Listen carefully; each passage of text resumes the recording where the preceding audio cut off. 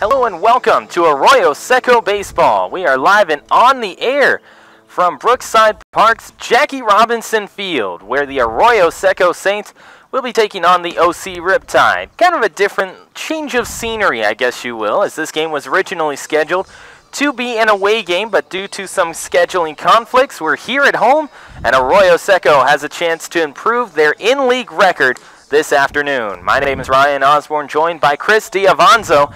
And Chris, you look at Arroyo Seco, I mean, you joined the team going up all the way to Healdsburg, a very productive weekend, to say the least. Definitely a productive weekend. One of the most productive things of that whole trip, I would say, is the bonding that these guys went through, being able to spend some time.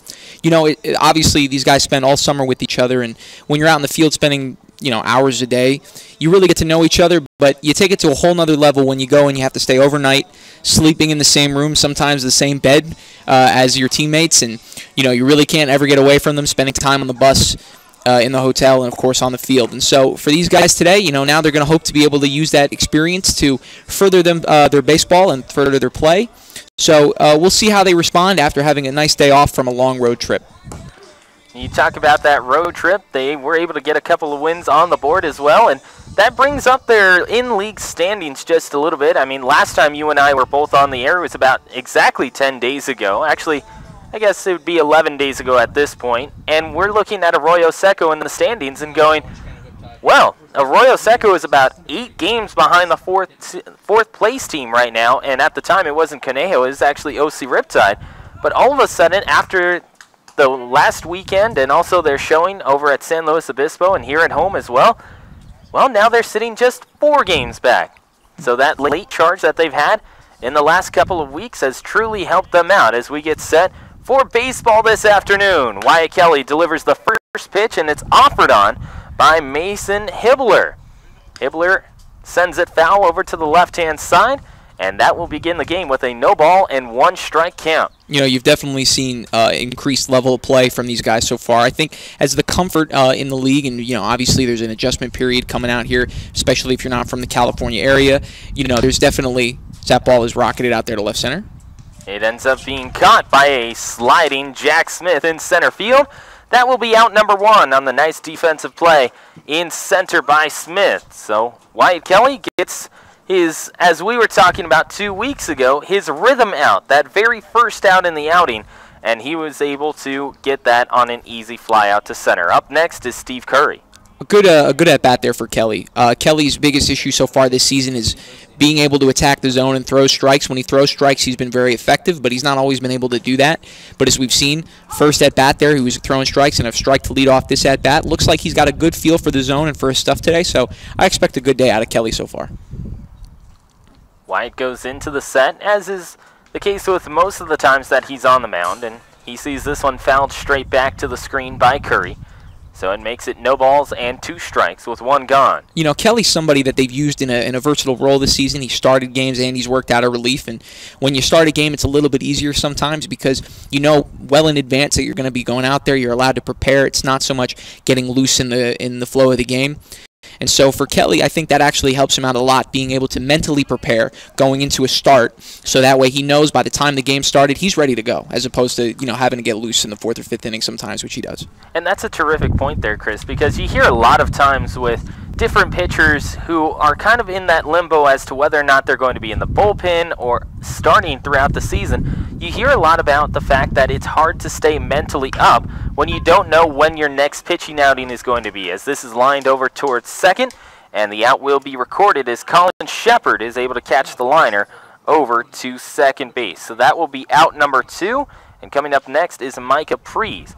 But there are a lot of pitchers who simply either they don't like to work out of the bullpen, or they don't like to start, and it's difficult to stay versatile when you have different seasons, like going from your regular NCAA or even community college team, maybe even NAIA team, and then coming out to summer ball, and all of a sudden it's a completely different outlook. Well, that's one of the best things about the summer league, though, is that it allows you to work in sort of different roles, maybe stretch your comfort zone a little bit, and on the vice versa, you see some pitchers who on their own team work in a number of roles, but then they come out here and they have one defined role, and it helps them work on their game. Like Steele, for example, Joey Steele. He's a guy that works in middle relief, but Out here, he's been the closer pretty much since day one, and he said that that's really helped his development because he knows, okay, I'm coming in 8th or 9th inning in a game. Kelly, on the flip side, he's somebody who typically works in relief, but he's been able to start and stretch himself out a little bit, and that's really helped his progression because now he's familiar with working 3-4 innings in a game, even if he comes in relief, usually going about 2 to 3 innings. So that just being able to work at different things, that's really the whole point of this league anyway, is that the results, obviously, you want the results to be there, but it's the development that you personally go through as a player that is really the important thing. This gets cuffed on the inside and fouled off to the left by Micah Prees. After him, it would be Austin Soika, but that's if anyone gets on, and the inning continues. And you talk about the development of different players, and when they come out here, they're all trying to achieve a different type of goal when they come to Cal Summer Baseball. As the next pitch goes flying in there from Wyatt Kelly, and it goes too high for 1 ball and no strikes with 2 away. This is something that was really echoed by one of the founders that we had here on the air 2 weeks ago, Tom Stafford. As he mentioned to both of us, it's really about the development of character and player for each one of these guys.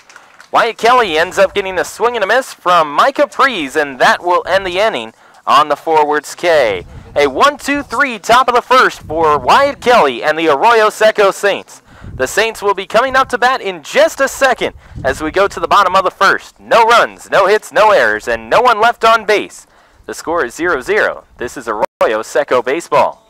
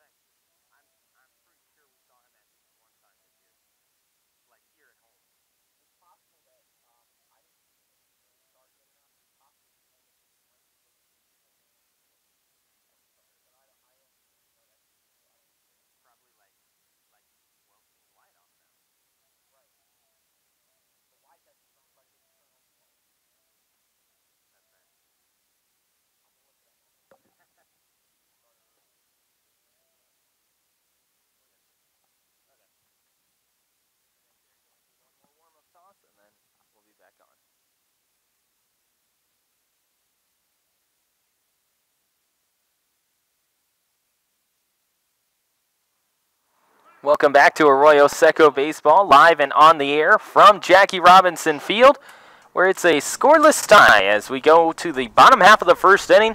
The Arroyo Seco Saints will have their first opportunity at the dish this afternoon, and it will start off with Colin Shepard, Drew Kelly, and then Nick Lucayo. Those are the first 3 due up for the Saints, as the left-handed hitting Colin Shepard is up first. First pitch from Brandon Ivey, and he immediately hits Colin Shepard. So that's a quick start for the Arroyo Seco Saints. They get their first guy on an HBP, and Drew Kelly will be coming up next. And Chris, when you look at the guy on the mound, 6'1" Brandon Ivey, not necessarily the intimidation factor that we saw a couple of weeks ago from our last appearance here on the air, but he definitely has some good stuff this year, but hasn't pitched a whole lot. Well, Ivy, as I was talking to you off the air about, he's only thrown 7 innings this season, as he hits another batter. And as I was going to mention, he's given up 6 walks to 5 strikeouts. He's somebody that he's got good stuff, and he's sort of the definition of a finesse lefty. But he's somebody that if throwing that kind of stuff, you definitely need to throw strikes. And he struggled a bit to throw strikes. He's pitched all season with guys on base. This is something that is the norm for him, not necessarily hitting a couple of batters to open a game, but by having guys on first and second. And his ERA, 2.57, it shows he's been able to work out of trouble so far this season. And a small sample, only 7 innings, but definitely this is something he's familiar with. So right now, Arroyo Seco, definitely you want to be able to capitalize on this situation. A couple of guys on, you've only seen 3 pitches so far, and you already have your number 3 hitter at the plate, and a lot of big bats coming up for the Saints. So this is a spot you want to be able to drive in at least 1 or 2 runs and get out to an early lead. As Nick Lucayo steps in there, right-handed hitter, as he sends this one into center field. Working his way around third will be Colin Shepard. He's going to come home. He's got the wave around and the easy score. as Arroyo Seco just 3 batters into the game, and they're able to get on the board with a 1-0 lead. And just as you said, Chris, it's crucial, if not pace setting, for Arroyo Seco for them to be able to get on the board early this afternoon, and they do just that seconds after you say it. You love this quick start. You see Kelly coming out there setting the tone, throwing strikes, goes 1, 2, 3 in the top half, and then you get your first 2 guys on and then an RBI single. So now you bring up Thomas, and Thomas, as we talked about all season long, one of the most productive hitters in the entire CCL, 341 average, 10 RBIs, he leads the team. He's definitely the guy you want up at the plate at this spot. And with already a run across on the board, you're feeling pretty good about the game so far. And Thomas sends this one towards left. It's slicing, but just getting there in time to make the catch will be Aaron Simpson. They try and toss back over to second, and just diving back in time is Drew Kelly. So that will be out number 1 as John Thomas flies out into left field with 1 away. Up next is Brennan McKenzie. Drew Kelly has to be careful there, especially if you're taking a couple extra steps over at second base. That was a close play at second there. Double play almost in effect there as Brandon Ivy tries to bring this one across the plate and can't find it. 1 ball and no strikes. It's 1-0 Arroyo Seco. Just moments ago, they got an RBI single by Nick Lacayo into center field to give them their first run. Driving in, Colin Shepard, as this is bounced towards third. They toss to second. It will be in time. Over to first. It is not.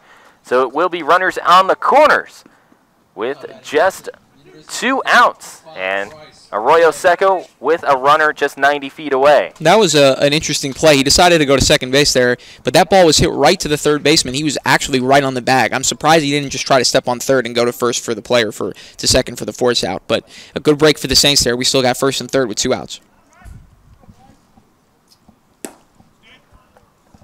That pitch missed outside there. And Bryce Gray is definitely one of the most impactful hitters in the lineup so far. Every hit he has, he is great at putting the barrel to the ball. And you see here as he check swing, check down to first base, and he went around there. Bryce is definitely somebody I think is going to have a big game tonight. Big spot for him though. 2 outs. You'd love to see him get a base hit here, and for the Saints to only score 1, it would be kind of a deflating blow. Toss down to second. It will not be in time, as sliding right past it will be Brendan McKenzie. And you talk about it, Chris. I mean, it's those quick starts for teams that really set the pace, and especially with the way that Arroyo Seco has been playing in these last 2 weeks alone. Quick start against the OC Riptide, who is currently sitting at number 3 in the league. It just continues to build their confidence as Bryce Gray settles. And one of the things earlier in the season was the Saints fell behind in a lot of times and were able to rally later in the game, but they got out to really slow starts. But as we've seen in the last few games, we had a game last week at Healdsburg where the Saints scored 5 runs in the first inning of the game. So the whole dynamic for this team has changed, where now they're able to jump on starters early, especially if they're not really as sharp. And as we've seen with Ivy tonight, he's not really been as sharp as he's been earlier in the season, walking guys and hitting them and putting them on base. And so now a bases-loaded spot for Angelo Armenta, who's the new guy. He's joining the team tonight from San Diego State. He's a 5th-year senior. And Armenta, he actually missed the 2017 season because of an injury. So, he's one of the more veteran guys in the team. He's somebody that he's been around college baseball for a long time. But that also means that he's a smart hitter, knows what to do in these kind of spots. And bases loaded and 2 out, this is a huge spot for the Saints. As I said, you don't only want to walk out of this inning with only 1 run. You want to be able to capitalize and score 2, 3, 4 runs potentially. So this is a big at-bat. Next delivery, it's a crack bat down to third, trying to pick it up in time, and running his way over to the bag is Austin Soika. He is able to touch the bag, and that will do it for the inning. However, Arroyo Seco gets on the board first, and they make it 1-0 at the end of 1. We're going to go to top 2. It ends up being a 1-0 lead for the Arroyo Seco Saints.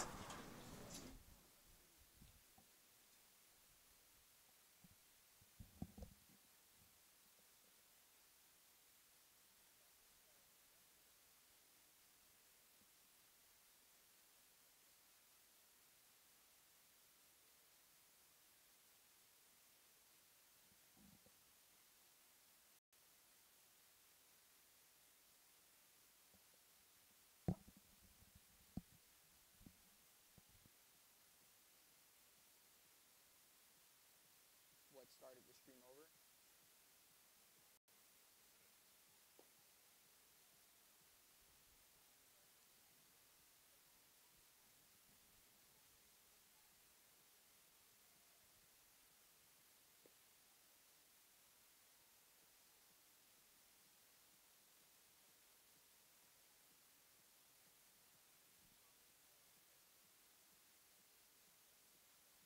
Yeah, I already. They said that he's not coming because he's hurt, or at least some of the players told me that. So I talked to Jackson and I said if he wanted to come on for the third inning, Jackson Bond, we could just do him instead.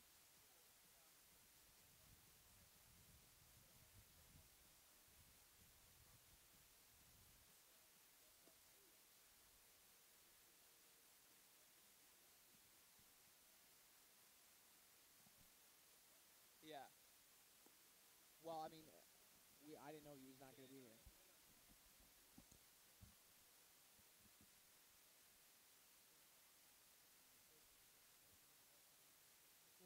Austin Soika.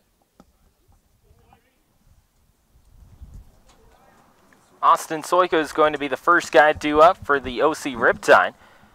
1-0. Arroyo Seco with the lead. We are in top 2 with the Arroyo Seco Saints having the advantage after taking a 1-0 lead. Bottom 1 on an RBI single by Nick Lucayo. Here's Soika, and he takes a fastball to the outside corner, and it goes down for a strike. Soika, a right-handed hitter. He'll be followed by Mason McCorder and then Chase Sebi as well. There's strike 2. No balls, 2 strikes. 1-0, top 2. Wind just kind of breezing its way from first base out towards center field. Flags not motioning too much. As I say that, they start to pick up. There goes Soika, swinging and missing. Great pitch by Kelly. Fantastic, going upstairs there for a fastball. You know, I'm a big fan of that 0-2, wasting some pitches and either throwing something in the dirt or, you know, throwing a fastball up high to kind of change the eye level of the hitter. You throw a couple pitches in the zone and, you know, you're expecting maybe something different. And then a fastball, you see that and you're ready to jump all over it, and it's just up high and it's out of reach. So a good pitch there by Kelly. White's going to go back into his wind, and Bryce Gray will end up taking that one and tossing it back to Kelly as it goes to 1 ball and no strikes. Defensive setup for Arroyo Seco this afternoon starts with Bryce Gray behind home plate. And over at first is John Thomas. Next up for Kelly, and he tries to bring a breaking pitch inside half that ends up going too far inside for 2-0. Over at second base is Colin Shepard, and down at third is Angelo Armenta, the new guy, as Chris said earlier. Drew Cowley is starting at shortstop, and in left field will be Dalton Ney. Center field is Jack Smith, with right field being patrolled by Brennan McKenzie. Inside corner for Wyatt Kelly, and he's able to find location on that pitch, and he will make it 2 balls and 1 strike. That's a good pitch by Kelly, not giving in there on a 2-0. He's really trying to make his own pitch, and he darted the inside corner there. That was going to be tough for him to even get around on. This gets fouled off to the left-hand side. 2 balls, 2 strikes, 1 out. And you talk about, you know, fast starts on the offensive side, but you're already seeing through these first 4 outs and last 5 batters, Wyatt Kelly has been tossing pretty well to begin this game. As Kelly delivers, there's a breaking pitch just outside. Trying to frame it there was Bryce Gray, but instead it's 3 balls and 2 strikes. Kelly on the season has struggled a little bit with control, and we talked about that in the first inning. He's given up 11 walks in the season so far to only 12 strikeouts coming into today. High chopper over towards the right-hand side. But his ability to throw strikes today, and that's really the most important thing, is that when you're working ahead in counts, or at the very least, you know, you're hitting the zone and you're really hitting your spots, and you're able to make your pitches. That just sets everything else up for you. The hitters are at a disadvantage. They've got to come back from being behind. They can't really sit on any one particular pitch. Say foul that one off to the right side. Thomas is running over to make a play on it. It's right at the edge of the out-of-play line. They do not make the catch anyways, as it does get on out of play. I mean, that's probably the most important thing. It's not being able to sit on something. Anytime you're faced with a pitcher who's throwing 2-0, 3-1, he's regularly falling behind, you're in a position where I'm going to take a pitch knowing that there's a good chance he might not even throw it for a strike, but if he does throw it for a strike, he's got to repeat it. And if he throws it for a strike, it's probably going to be a fastball down the middle. And when you're ahead in a count 0-2, 1-2, you become a protective hitter. You're just trying to make contact or not strike out, put the ball in play and stay alive. And you really can't do the kind of things that you want to do at the plate because you're focused more on just staying alive as opposed to really being a productive offensive threat. Swing and a miss. Wyatt Kelly on a roll.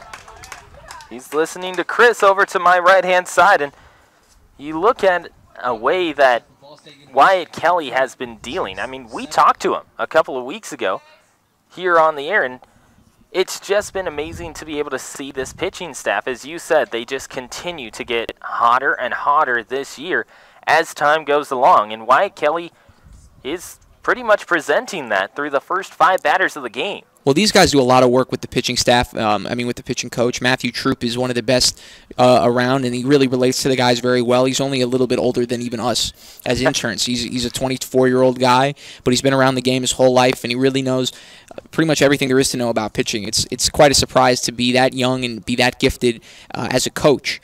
And so being able to work with him on a regular basis is really improving not just Kelly's performances, but the whole staff. And, Kelly, in his last time out, he struggled. He gave up a bunch of runs early on in the game. He wasn't even able to get through the 3rd inning, and it was a rough outing, but Troop was able to sit down with him, talk him through it, and then work with him during the weekend to be able to get back to where he was and back to that level of confidence that he had been showing through his previous few outings. And now tonight, it's as if that had never happened. You would never even know that he had been struggling because of how well he's really approached today's game. 2 balls, 1 strike. You can make it 2-2. And, they're not even touching him right now. The contact they're making is weak foul balls, and they're late on almost every single fastball. 2 balls, 2 strikes, 2 outs. Top 2 as Kelly goes into the set. He's going to deliver home, and it's just looped over towards second. An easy play for Colin Shepard. He'll sweet toss it over to first, and that's going to end the 2nd inning. Wyatt Kelly cruising through 2 as we go to the bottom of the 2nd. It's a 1-2-3 inning, and Arroyo Seco maintains their 1-0 lead.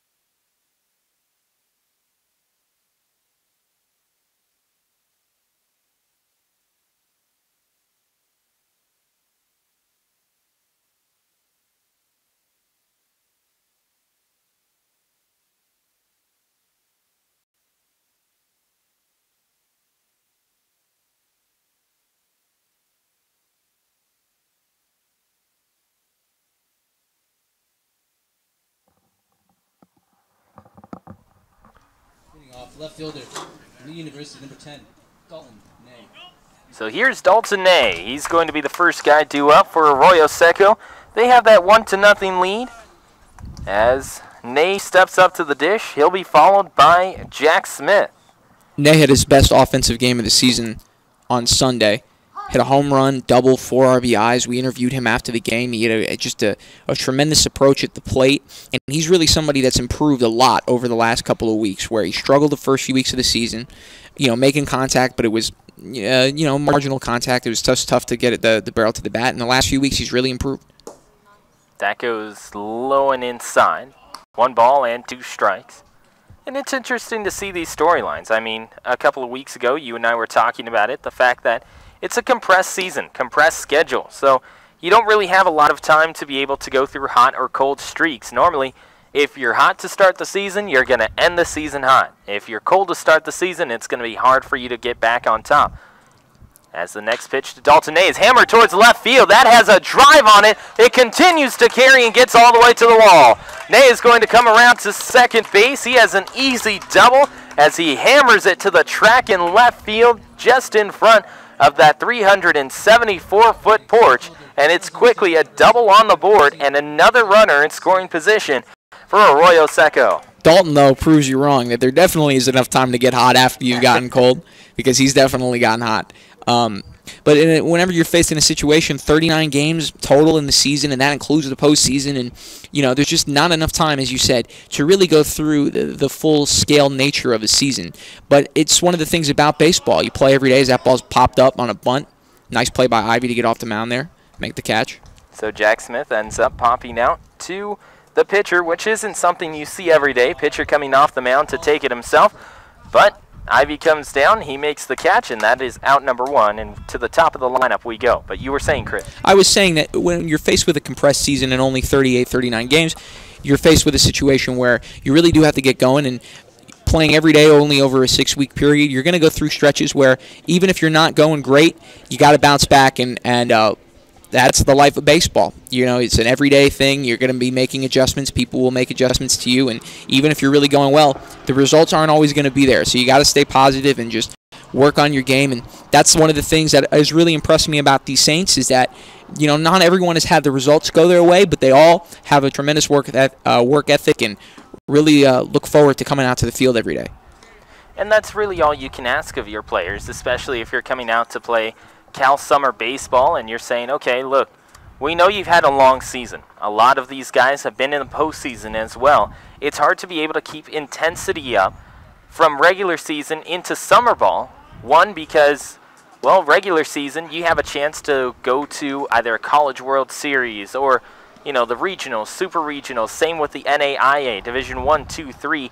And then the same happens in the playoffs with community college as well. It's hard for you to keep intensity up through 4 months of your regular season, and then all of a sudden ask for an additional 2 to 3 months in the summertime. As the next pitch goes in there for a strike, it's 2-1 to Colin Shepard, top of the lineup. Now this is somebody I definitely like having up at the plate in this spot. Shepard, he's another guy that we've talked about where he's been cold a little bit to start the season.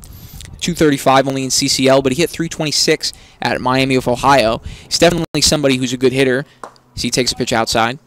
Shepard is somebody who is a good hitter, no question about it, and is a solid contact guy. Having him hit leadoff today is an interesting choice because he's usually hitting more towards the middle of the order, but he's definitely somebody that you like to have up in the spot because you know there are going to be guys coming up on base when we get around to the top of the lineup. This is fouled off to the right-hand side.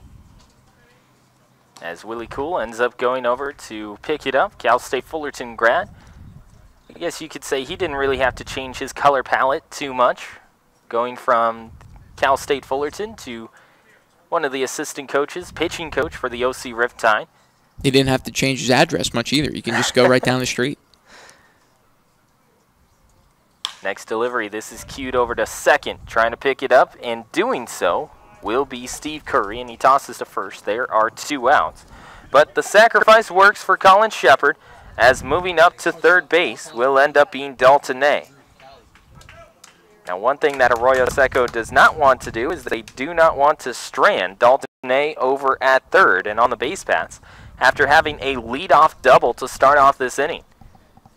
Because as much as you talked about momentum, Chris, that is something that can change the pace of a game.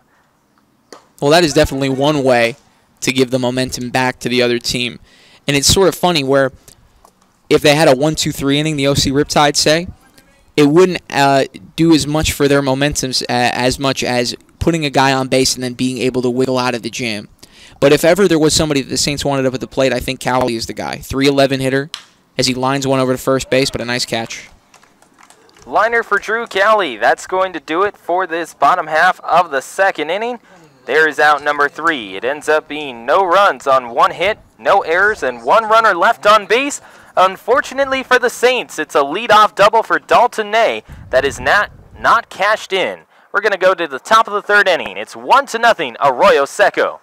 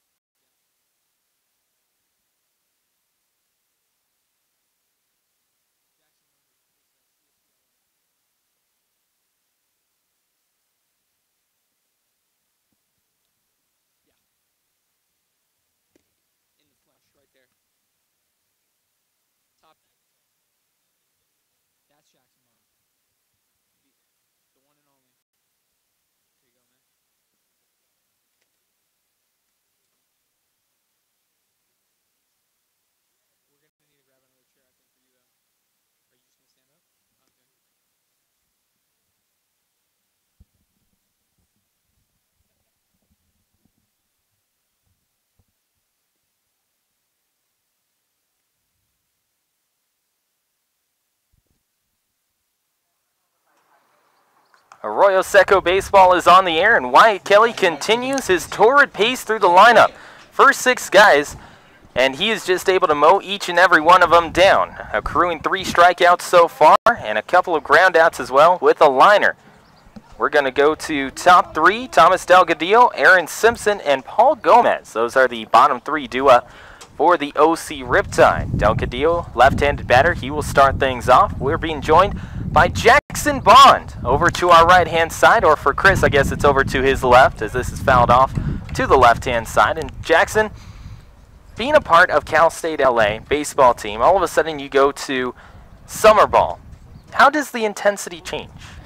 Well, there's a lot of there's a lot of differences. I actually will be my first year at Cal State LA here, but as far as from the normal season, college baseball to summer, I try not to have too much of a big different mindset. You know, I still want to go out there and do what I'm going to do, whether it's in summer or spring or the fall, and just kind of get all my work done and do what I have to do to be successful. Now, Jackson, there's one of the interesting things about you where you're not just a knuckleballer, but you're also a left-handed knuckleballer. You really don't see too many of that in baseball in general. You know, knuckleball obviously is a very rare pitch.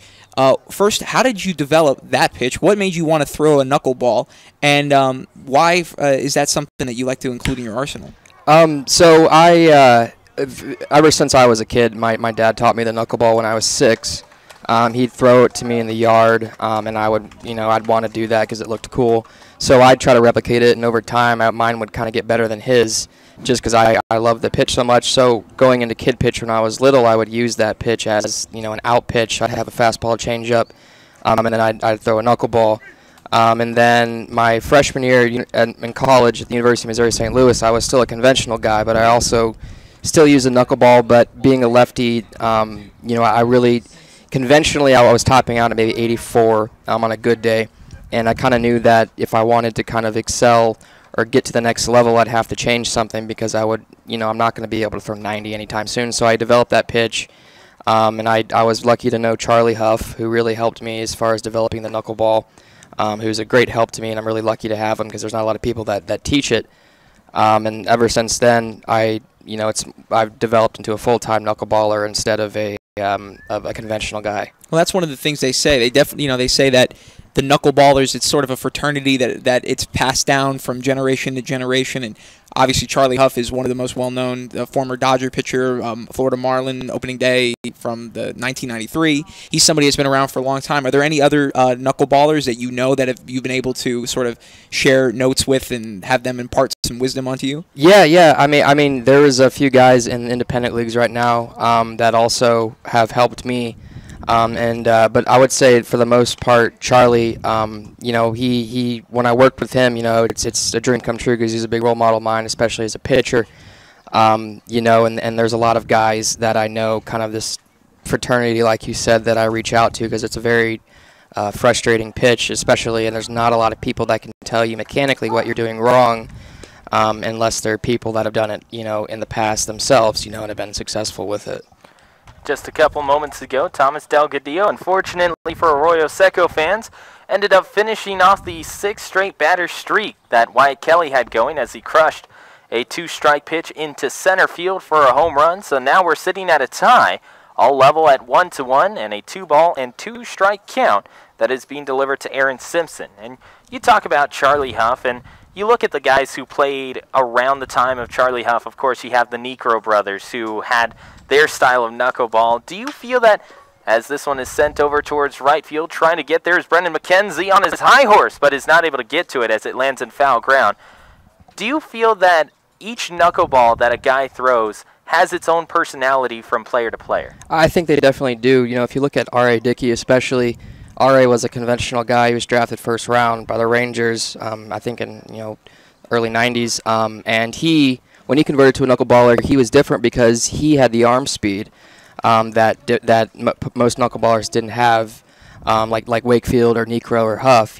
Dickey has thrown his knuckleball the hardest probably any knuckleballer has, topping out at 81, which is insane for a knuckleball. And so, Tim had a very special knuckleball too, where he was able to kind of really control the zone with it. And so, the mechanics are all kind of similar for how they throw it. They kind of maybe adapt personally to their own form about how they throw it, but the mechanics are usually the same. But there's definitely most people have their own kind of way of finding how to throw it effectively. But it's taken most of them a long time, including me, which is some days my teammates think I'm insane because I just got done like today throwing like 300 pitches against a fence. So it's really just a process of trial and error, and it takes a long time and a lot of practice to really start being effective with it and confident in it, because it's scary throwing a ball 64 miles per hour, with great hitters at bat. Aaron Simpson ends up being struck out by Wyatt Kelly, who has a nice rebound at bat. We're currently talking to Jackson Bond. And Jackson, when you talk about different mechanics that knuckleballers have to go through, what is one thing that you always have to remember when releasing a pitch? Well, first of all, when you throw a knuckleball, your conventional mechanics go out of the window completely. But as far as thinking about it, you really want to keep with the curveball or changeup or fastball or any other pitch. You're having a certain spin action, or you're using your wrist to impart a certain spin to make the ball do what you want to do. But with a knuckleball, you're really sort of pushing it with your fingernails towards the plate. And you want to have your fingers kind of facing the batter, so when you release, it just kind of comes out with no spin, which is it's definitely a trick to do, but it's a lot different as far as mechanically. You don't want to follow through hard. You don't have a big stride. You're not trying to overpower it. So it's definitely very different from conventional pitching. You're giving away your secrets. You know that. You're gonna have your teammates all throwing a knuckleball by the end of the season. Last inning we were talking about Coach Troop and how he works with the pitchers, and being a young guy, it's a little bit different as a coach, being that he's only 23, 24. He's roughly the same age as all of us as that ball gets to the backstop there. How has he worked with you? Obviously, you need a special set of coaching that not everybody else has to go through. So what are some of the stuff that you've been working on with Troop and the coaching staff here to help you get to that next level? Well, the coaching staff's been extremely helpful, not just to me, but for everyone. So I'm really thankful that we have them on board. Troop, I've told Troop a lot about kind of what my goals are mechanically and what to look for, to kind of point out to me while I'm on the mound, because sometimes I'll get too, I'll be kind of locked in and I'll not be thinking too much about mechanics. So I kind of tell him some points to look for in my mechanics while I'm pitching, so that way, if I come into the dugout, he can let me know that I'm doing this and doing that, and I can kind of correct myself based off, my knowledge of how my mechanics should be. Wyatt Kelly on the mound with a 2-ball, 1-strike count. That is delivered to Hibbler, and he fouls this one off to the right-hand side, so it evens the count at 2 balls and 2 strikes with 1 out. 1-1 game. It's now tied after Thomas Delgadillo's home run into center field made it a 1-1 ball game this afternoon. And Jackson, when you talk about the knuckleball, everybody thinks, oh, okay, if you have a knuckleballer, the odds are it's not as reliable as a conventional pitcher. How do you take that stigma that kind of sits around a knuckleballer and kind of throw it out the door? One thing you got to do is you just got to keep proving yourself over and over. There's a lot of, looking back at a lot of the greats' careers like Charlie Huff and Tim, they would have to continue to prove themselves, and there would always be, guys throwing 95 that would get that chance more often, or those more opportunities. But you just kind of have to block that out and just continue to work on what you can work on and control what you can control, and do what, let the pitch do what it's supposed to do and keep working. If you look at careers like, and I think it's good because, recently with R.A. Dickey and Stephen Wright now for the Red Sox, who was an All-Star in 2016, You know, you got a lot of these guys showing that it's authentic. You know, it's a real pitch. You know, it's not just a trick pitch or, you know, something guys throw if they can't throw, you know, if they're not good enough. You know, it's something that's real, and it's something that can get guys out thrown correctly. And I hope to see more people in the future throw it, you know, and I think it's something valuable for people that can't throw 95 or 90 or high 80s. So I think it's definitely one of those things where if you work hard enough and you were just dedicated to it, it can really pay off in the long run. Do you ever? Oh, sorry. Go ahead. You always hear pitchers who go through the conventional warm-up. They say, okay, after about the first, we'll say 20 pitches, I know it's working. I know it's going to be off today. Okay, I have to work around that. How do you go through a warm-up knowing that, hey, I've got the knuckleball, and I have to figure it out if maybe it's not having that movement? Yeah, that's definitely a big struggle. You know, I would say when I talk to Charlie, you know, and I'd ask him similar questions like that, because it's a big mental game too. And I think when you go out there on the mound, you know, I try to think about mechanics too, but at the same time, you know, I have to just kind of trust it and, you know, try to have the mindset that what I throw in the bullpen is not going to be maybe how I throw in the game. And, you know, there's some days where my knuckleball, if I'm not feeling that it's the best, I'll mix in some fastballs and change speeds with the knuckleball a lot, so I at least have them out, you know, on their front foot. But I think the more practice and the more throwing you do, you're going to have less days of that, and you're just going to be able to develop the feel quicker in a game and in warm-ups. You know, we see you out there in the bullpen all the time. And the bullpen is well known, just in general in baseball, that the bullpen is sort of like the Wild West compared to like the dugout and the people in the stands, where, you know, you never know really what's going on out there, and the relief pitchers kind of have their own thing going on during the game. What are some of the things you guys are getting up to in the bullpen beyond just paying attention to the game or taking notes, but some of the things you guys as teammates are getting up to? Oh man, there's everything that happens in the bullpen. We have these crazy discussions that range from how the world's going to end to what we think, you know, to deep philosophical debates. So I think it's been a very interesting bullpen discussion this year or this season, and it's pretty hilarious to be a part of those guys. You know, they're all great and hilarious guys. So it's definitely a fun time to be down there and talking about all these things. I mean, I think you know, when we were in Heddlesburg, is it Heddlesburg? Healdsburg. Yeah. We were in Healdsburg, and we were talking about what would happen if the Yellowstone volcano erupted, and then we Googled a YouTube video on it. So there's tons of different types of conversations. You guys have some pretty dark conversations out there in the bullpen. Yes, we were very, very intense conversations. 3 balls and 2 strikes, 2 outs. Wyatt Kelly is on the mound. He's trying to deliver home, and this is sent on the ground over towards the left-hand side. And it will be tossed over to first by Armenta. So that's going to do it for the inning on a ground out. That goes from 5 all the way over to 3, and 3 are gone. It ends up being a 1 run on 2 hits, no errors, and 1 runner left on base. It's now a tie at 1-1. This is Arroyo Seco baseball.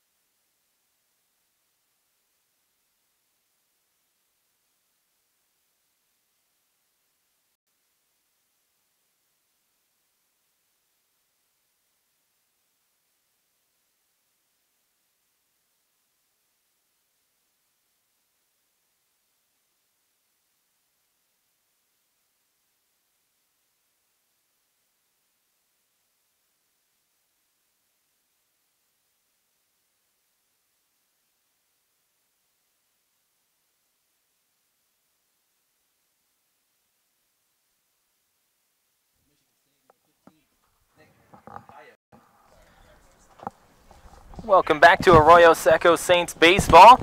It's a 1-1 game in the bottom half of the 3rd inning as we get set for Nick Lacayo to come up to the plate. He's going to be followed by John Thomas and Brendan McKenzie. Arroyo Seco got their first run of the game. their only run of the game in the bottom half of the first inning as Nick Lacayo sent a single up the middle. That brought in an RBI. And then the OC Riptide just had a home run into center field that came off the bat of Thomas Delgadillo as Nick Lacayo was trying to ask for time, didn't get it, and it will go in there for a strike at 1-1. But now, Ryan, you see the importance of those add-on runs. You leave 3 guys on base in the first inning, and now all of a sudden a solo home run, and you're back at a tied ball game. Swing and a miss from Nick Lacayo as Brandon Ivey is being talked to on the mound by our home plate umpire. 1-1 game, 1 ball and 2 strikes. We're being joined by Jackson Bond this afternoon here in the 3rd inning. And Jackson, we've already talked about how you use your mechanics to stay on top of a knuckleball and who you've had as mentors as well. How did you discover that, as this is sent over towards short and it goes off the glove of the shortstop Simpson, actually make that Paul Gomez and into left center field? But how did you discover, hey, not only do I have this pitch in my arsenal, but you know what? This is what I'm going to focus on for the rest of my baseball career. Well, I kind of thought about that, towards the end of my freshman year in college. I was still a conventional guy, and they used me as a lefty specialist up in Missouri. And I had a pretty good season, but, I did realize that it's going to be a hard road for me if I was going to be a lefty at a college level, topping out at maybe 83, 84 when I'm trying, and that's throwing 100%. So I realized that I've always had a fascination for the knuckleball, and I've always used it in games as an out pitch. So I figured, why not, if I can really master that pitch and use that the majority of the time. And at the time, this was about 2015, so I was watching a lot of R.A. Dickey, who was really hot then. And I kind of thought, well, I like the knuckleball so much, and it's really something I've always really liked. Why not convert to that fully and give me a real shot of getting somewhere instead of kind of being stagnant, 82, 83, with not really a lot of great stuff conventionally. Jackson, coming back from Healdsburg this weekend, I was telling everybody this, and we were writing about it in our articles too, that was a real glimpse of what the baseball lifestyle is, especially at a professional level where you get on the bus, you travel 12 hours upstate, you play a series, you get back on the bus, go to the next city, play a series. So what are your thoughts on sort of the lifestyle and being always on the road, and that's just the reality of minor league baseball, Yeah, I think it's definitely tough. But yet again, hopefully, I would get an opportunity to play professional ball. If that was the case, I think that's a small sacrifice to pay for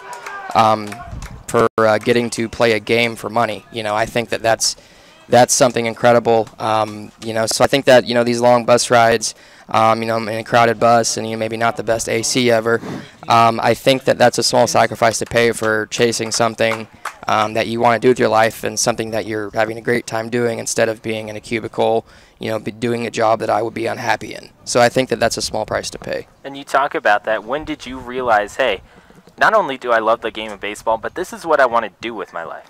When I met Charlie, I think that was really something that kind of got to me.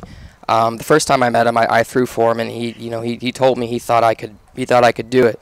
Hearing that just those 3 words or 4 or 5 words from Charlie made me kind of just be motivated. Because hearing those words from him made me just think, well, if he thinks I can do it, I should think I can do it. And I think that was something that really fired me up, and through that meeting I had connections, and that's how I got in touch with my head coach at Cal State LA. So I think that Charlie was really someone that gave me the confidence to believe in myself, which made me want to start chasing this dream. Going back to Cal State LA in the fall, and then obviously with the season going to be starting early February sometime. What are the things that you think you're going to be taking from this experience here in the CCL and working with Arroyo Seco that you're going to be able to help further your college career and hopefully anything professionally going forward?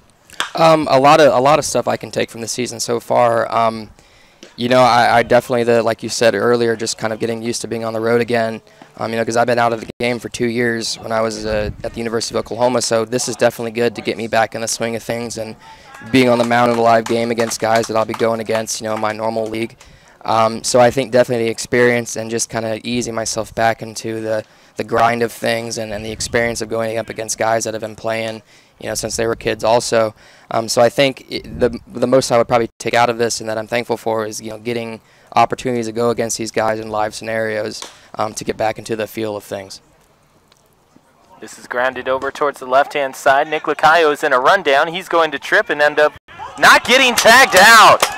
Lacayo comes around to score. Soika is trying to battle this one, and they're going to say he got out of the base path. So they're going to call him out down the third base line. It remains a 1-1 game, and just when it looked like Arroyo Seco had taken a 2-1 advantage, Chase Sebi and Austin Soika are able to appeal down to third. Nonetheless, great job by Nick Lacayo to be able to try and make an attempt towards home, even after it looked like he was dead to rights. Lacayo showing a little bit of athleticism there, being able to dip out. Unfortunately, they called him out of the bases, but it looked like he was able to escape that tag and dip down to the plate. Obviously, a rundown like that, that's a tough spot to be able to get out any sort of situation. Usually, you're dead on arrival. So, to the set goes Ivy. He's going to continue in this game now with 2 outs. And the next delivery that is given to Armenta, and that will be in there for a strike. So, very unconventional way for an out to be recorded, but there are now runners on the corners as Lacayo is retired for out number 2. Down to third goes John Thomas, and Bryce Gray up to first on the fielder's choice. Armenta at the dish with a 1-ball, 1-strike count. Going back, Jackson, when did you say, okay, now we already covered the fact of when you decided to fully go into baseball as a living. When did you decide to be a full-time pitcher? I've always been left-handed, so there was not limited options for me. I'm about 5'10" and not the biggest guy ever. So first base, I played first base when I was younger, and I played outfield. But ever since kid pitch, which I think was 9U in Texas, I think pitching was my favorite. I just kind of loved the fact of kind of being in control of the game and being just having that spotlight, and I just kind of fell in love with it. And ever since then, first base and outfield were fun, but pitching was something that I thought, I would be better at, and also just, I like playing that position a lot more. Well, thank you, Jackson, for joining us on the air this afternoon. Thank you. Yeah, it's been a pleasure, Jackson. Thank you. We're going to go to the top half of the fourth. Unfortunately for Arroyo Seco, they're not able to get a run across in that situation. We'll go to top 4. It's a 1-1 tie between the Arroyo Seco Saints and the OC Riptide.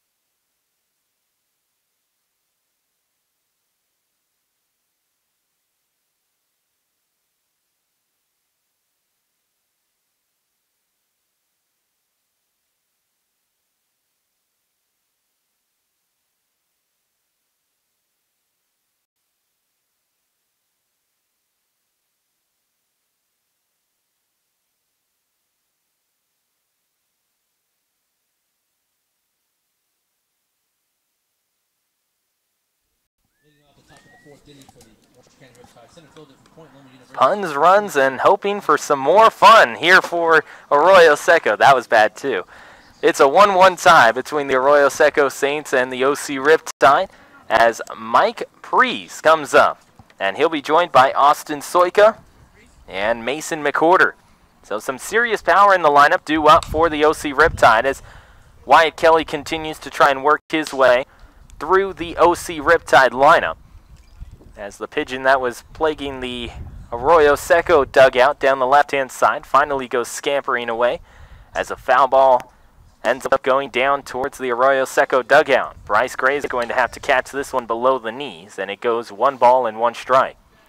You know, the fact that Kelly has gotten through the lineup so far with really the only damage being the solo home run in the 3rd inning, as that ball's hit high and deep in right center field. Still going back is McKenzie. He's at the track. He's at the wall trying to find it again.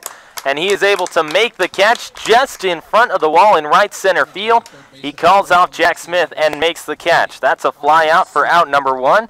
Perhaps a little bit scary for the moment being, but it is 1 away, and Austin Soika up next.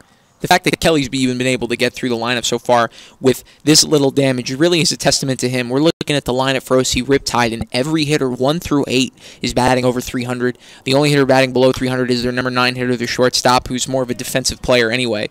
And you know, you look at this lineup, they're one of the top offenses in the CCL. They're regularly scoring 7-8 runs a game, and Kelly has been able to shut them down. A couple of hits, and you know, the home run, that ball obviously hit to the track, but that's the same as a strikeout. You know, you're able to get a play, use every bit of your field. And so Kelly, 4th inning for him so far, and really no sign of slowing down. This has been one of his best outings of the season so far. Just 2 hits given up through this point in the lineup, and not to mention 5 strikeouts through just 3.5 innings pitched.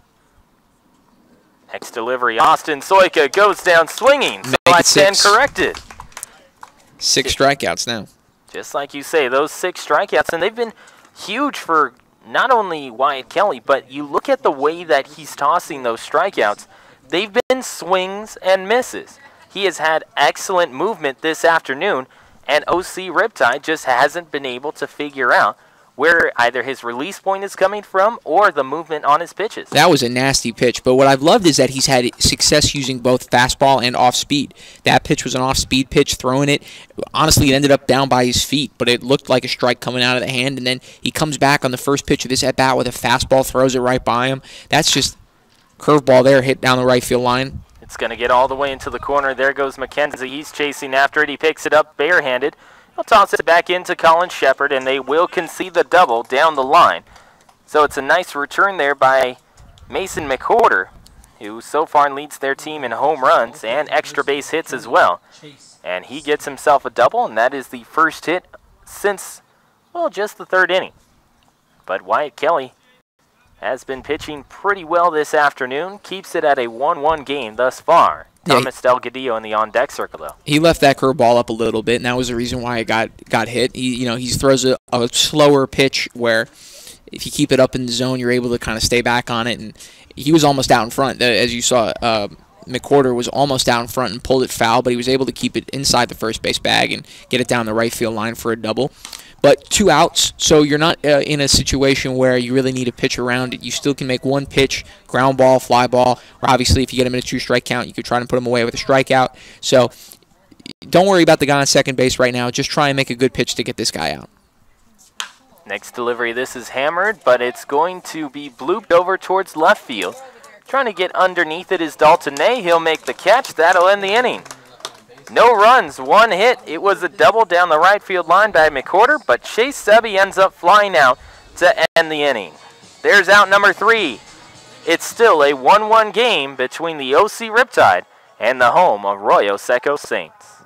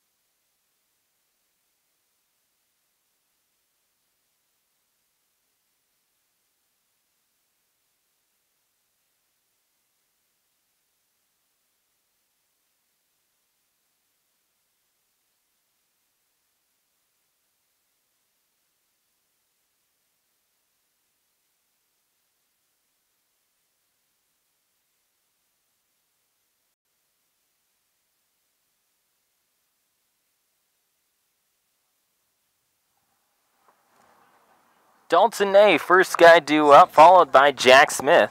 And they'll be followed by Colin Shepard, which is the top of the lineup for the Arroyo Seco Saints. Ryan Osborne joined by Chris Diavanzo. 1-1 tie here at Jackie Robinson Field. Shadows creeping their way onto the infield as Zach Bromstead delivers much too high to Dalton Ney. 1 ball and no strikes. Bromstead on the year, 4.66 ERA, 9 2/3 innings, mostly in relief this season. But somebody who can throw for multiple innings is why they've brought him in here in the 4th. Dalton Ney ends up popping this one into the infield. Coming in on the grass is Austin Soika. He'll make the catch, and it's now 1 out as Zach Bromstead ends up getting his first guy retired. So here's Jack Smith coming up to the plate, and you and I were talking about him a little bit before the broadcast. We saw him play an absolutely terrific game down at MLB Academy. That was about 3 weeks ago. But this is a guy who is trying to see what he can do in the baseball world after having a nice little career carved out at Arizona State for football. Yeah, you can tell just by looking at him. We were saying that too, that he's definitely got the body of a slot receiver, and he's definitely got the speed for it too as he hits one there in the right field for a base hit. But Jack, he's one of the guys that he's a high school baseball player. He's got a lot of experience under his belt, but he's not playing it at the college level. But he's out here seeing what he can do, playing against a lot of top-level college competition because that's something that he's sort of feeling out right now, whether or not he's got a future in the game. You know, there's a lot of players where they're a two-sport athlete, and you get to a point where you got to figure out if you got a lot of potential in one or the other, where are you going to go? Do you have a future in professional at one level? Maybe you've got a future in the professional in the other sport. And so Jack right now, that's his whole game, is just sort of getting back into the groove of baseball. And he takes off there, and he completely surprises Chase Sebi behind home plate. And that's his best weapon, is his speed. And that's why you see him out there in center field, too, running down plays, bunting a lot, stealing bases. He's one of the fastest guys on the team, and he knows how to utilize his skill. Jack Smith on over at second after the stolen base. Bromstead taking a look towards home as Colin Shepard has a no ball and 1 strike count.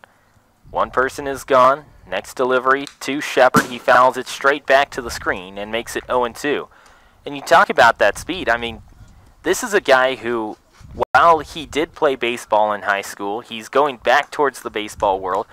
And you look at his jumps over at first base, and they are excellent.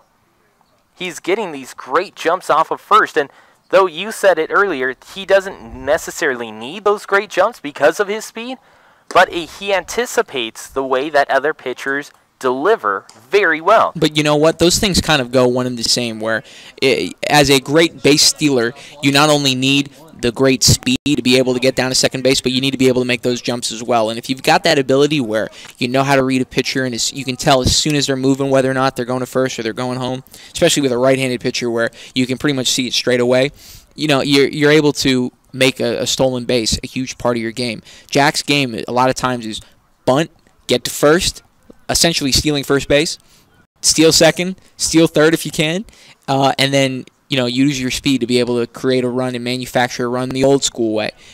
Which isn't even to say that he doesn't have pop, because he's hit a home run this season and he's definitely somebody who can hit a little bit, but that skill is secondary to his overall speed. No balls and 1 strike. Next guy up is Drew Cowley. Cowley takes a look at the next pitch and deposits it into the right field corner. It's going to get all the way to the 345 marker. Cowley has a chance at 3 if he hurries around second. He will do so. 1 run will score. That is Jack Smith. The toss down to third will not be in time. It gets away for a second from Soika, but it's a sliding triple for Drew Cowley to drive in the go-ahead run. It's now 2-1 Arroyo Seco after the triple into the right field corner by Drew Cowley. And you love it, a 2-out hit. That's something that this team has really needed all day long. And to have a guy out there in scoring position, again, you think maybe they're going to leave him for the 4th inning of the game, again leaving a run around scoring position. But this time, Cowley, and we've talked about it all night long, how productive this guy is as a hitter, able to rip a ball. I mean, he smoked it down the right field line. and we didn't even know if it was going to stay fair, but it landed just inside the fair line, able to get all the way to the wall. And Callie, Smith isn't the only guy on the team with speed. Callie's a pretty quick guy himself, and hustling all the way, able to get in for third for a triple there. 1 ball, no strikes to Nick Lacayo, and Lacayo takes now 1-1 as he watches all the way inside. With 2 gone, it's 2-1 Arroyo Seco. They retake their advantage that they initially had in the bottom half of the first inning. Here's Lacayo out of Michigan State.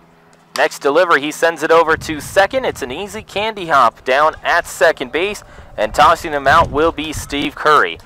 That will do it for the inning. Nonetheless, it ends up being 1 run on 2 hits, no errors, and no runners left on base. Actually make it 1 runner. Drew Kelly, he was the man in that last inning, as he has an RBI triple to give Arroyo Seco the lead. It's now 2-1, the Saints with the advantage over the Riptide.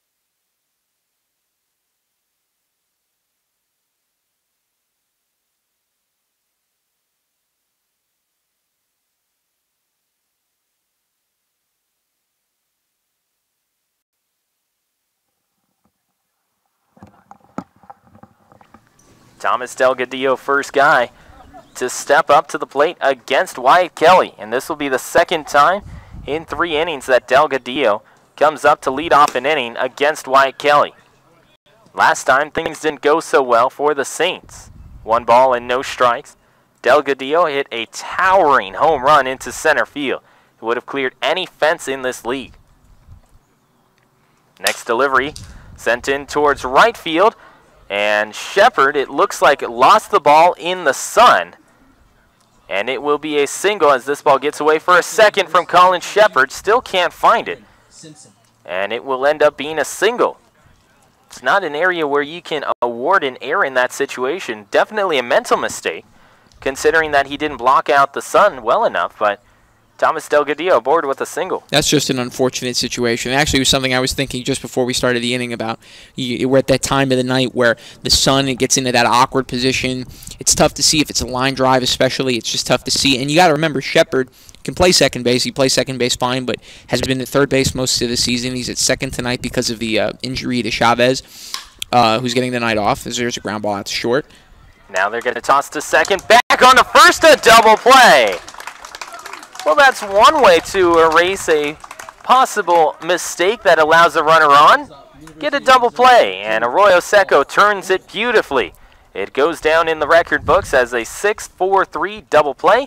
Delgadillo gone, and Aaron Simpson as well. Coming up next is Paul Gomez. And that was a very quick. Now Wyatt Kelly, you're still in there for the 5th inning, and at this point you got to be conscious about his pitch count, but a single right off the bat and then a double play almost immediately after, and a ground ball there to shortstop this time. He's got a very quick inning. Toss over to first. John Thomas will pick it up, and that will do it for this top half of the 5th. We're going to go to bottom 5. Wyatt Kelly continues to roll. It's a 2-1 lead for Arroyo Seco over the OC Riptide.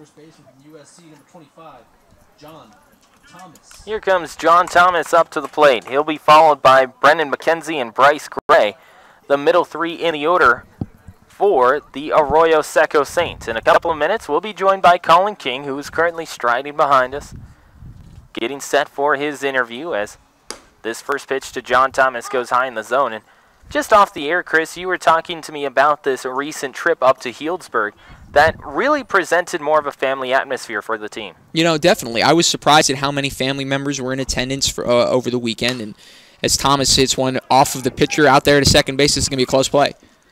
They toss over to first. John Thomas easily scampering his way over to first and beating it out. It goes off the shin of Jack Bromstead and over towards second base. Not able to react to it in time was Steve Curry. And it will be an infield single for John Thomas. But John Thomas's father was one of the people in attendance over the weekend, and it was very interesting to see because he was definitely one of these fathers you sort of think about when you think about baseball players, where they're there with their scorecard and they're keeping track of the game and talking to his son in between the games and in between at bats about giving him notes. And it was a very, very interesting thing to see that the father-son dynamic. And whenever we think about the game of baseball, a lot of times it's a thing passed on from generation to generation, and people really find their love of the game from their parents or from their father especially. And, in JT's case, I think that's probably something that is true. And to be able to see him there talking with his dad, it certainly reminded of me of my own father a little bit too. And so it hit home a little bit. This gets fouled off to the right-hand side. Brendan McKenzie is the guy at the dish with a no ball and 2 strike count. Over at first is John Thomas. The lights are now on here at Jackie Robinson Field as we get set for the twilight of this afternoon. We're currently in the bottom of the 5th inning, a 2-1 lead for Arroyo Seco, and a high strike is swung at and missed by Brendan McKenzie, and that will do it for his at-bat. As Bryce Gray comes up next. And it's amazing to see, Chris. I mean, you look at the fact, okay, the parents are able to show up here at Jackie Robinson Field, also when they go on the road as well. But it's amazing to see, you think about how much the families have to support these athletes. Because you look at a guy like Bryce Gray, Southern California guy, plays at Notre Dame. Nick Lacayo plays at Michigan State. John Thomas, USC, family from Northern California. Wyatt Kelly, New Mexico State. These are guys who are all over the country, and yet their families are, in addition, scattered all over as well. As Bryce Gray ends up grounding this one over to short, or make it third, and Soika can't handle it. He will end up getting an error in this situation as he tries to toss over to second base to start a double play before he had the ball. Yeah, that's a tough play because, whenever that ball is hit, as soon as it comes off the bat, that's what you're thinking, double play. But your brain is moving a little bit faster than your hands sometimes. And so you pull your head up, you're looking out towards second, thinking you got the ball, and the ball's still there on the ground. And that works out for the Saints. It's a nice little break there because that ball, even if he wasn't able to turn the double play, at least would have been one out. Saints now with a big chance, first and second, one out. Next delivery, that's going to go to Angelo Armenta as he's now batting from the left-handed side of the plate. To get back to what you were talking about earlier, Thomas's father wasn't the only one who was there.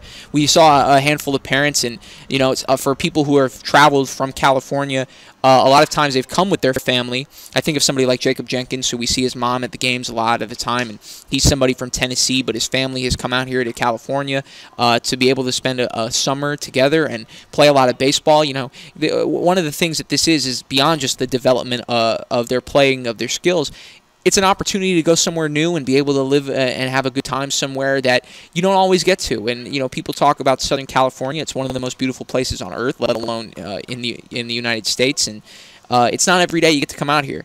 So people, they take the chance to be able to come out somewhere new, try something new, and do something that they love in a place that it really will provide them an experience that they'll remember for the rest of their life. That goes inside corner for a strike, 2 balls. 2 strikes, 1 out, and you talk about that. Everybody coming out here to Southern California, it really shows you the type of attention that this league ends up getting, and also Arroyo Seco as well. I mean, when you're able to attract all of these different prospects from across the United States, it shows that you have a program that other people respect and know can help develop you. And for Arroyo Seco, I think that's very important, considering that this is a team that's been around for a while, but now it has really progressed into this whole California Collegiate League and being a developmental for college players beyond just graduating seniors in high school, which is what it had been for a number of years before that. So as Armenta hits a fly ball out there to right field.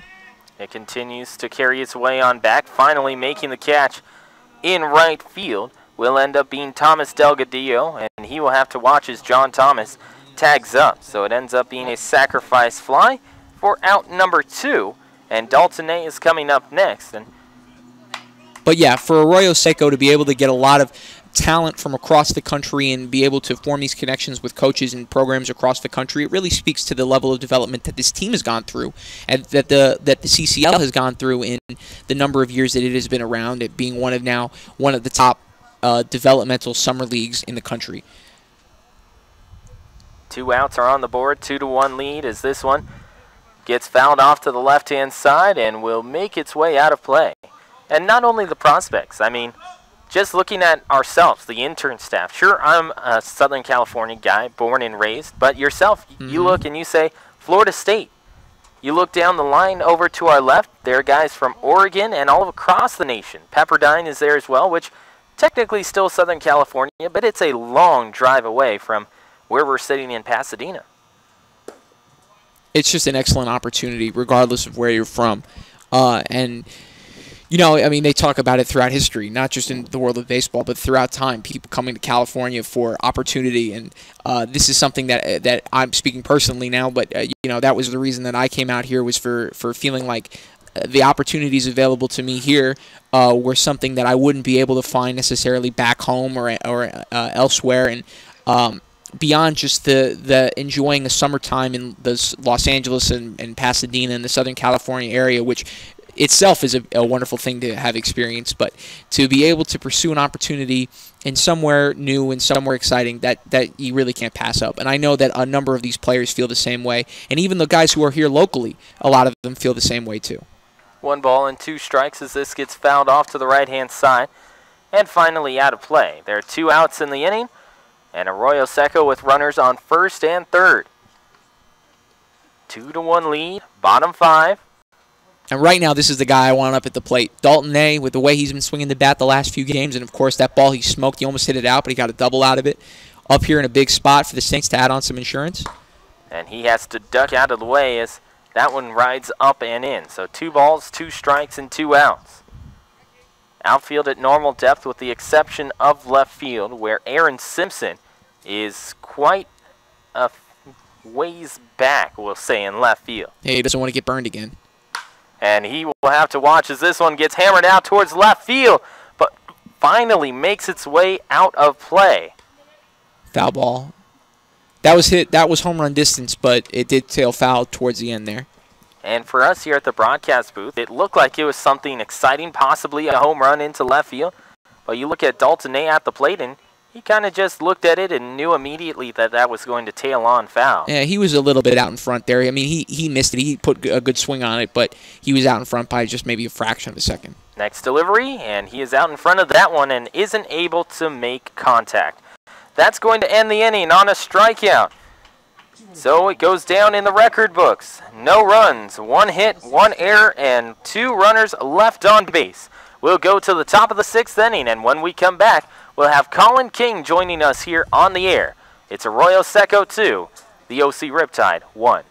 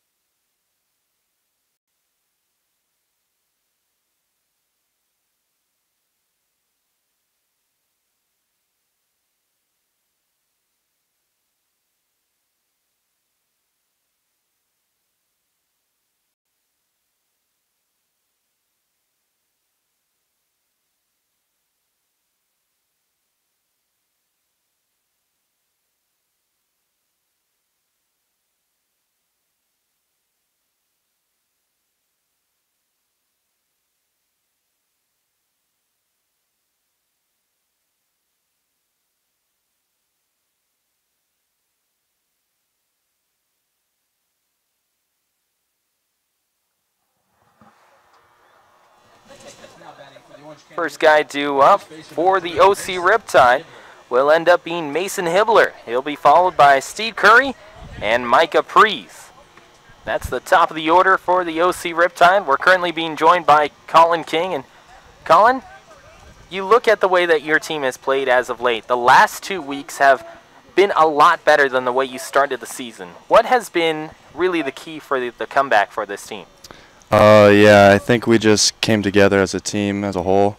You know, we struggled early on in the season at the beginning, but Coach just said it's early on, just stick to our plan. We'll come together as a team, and I think that's really happened over the past 2 weeks.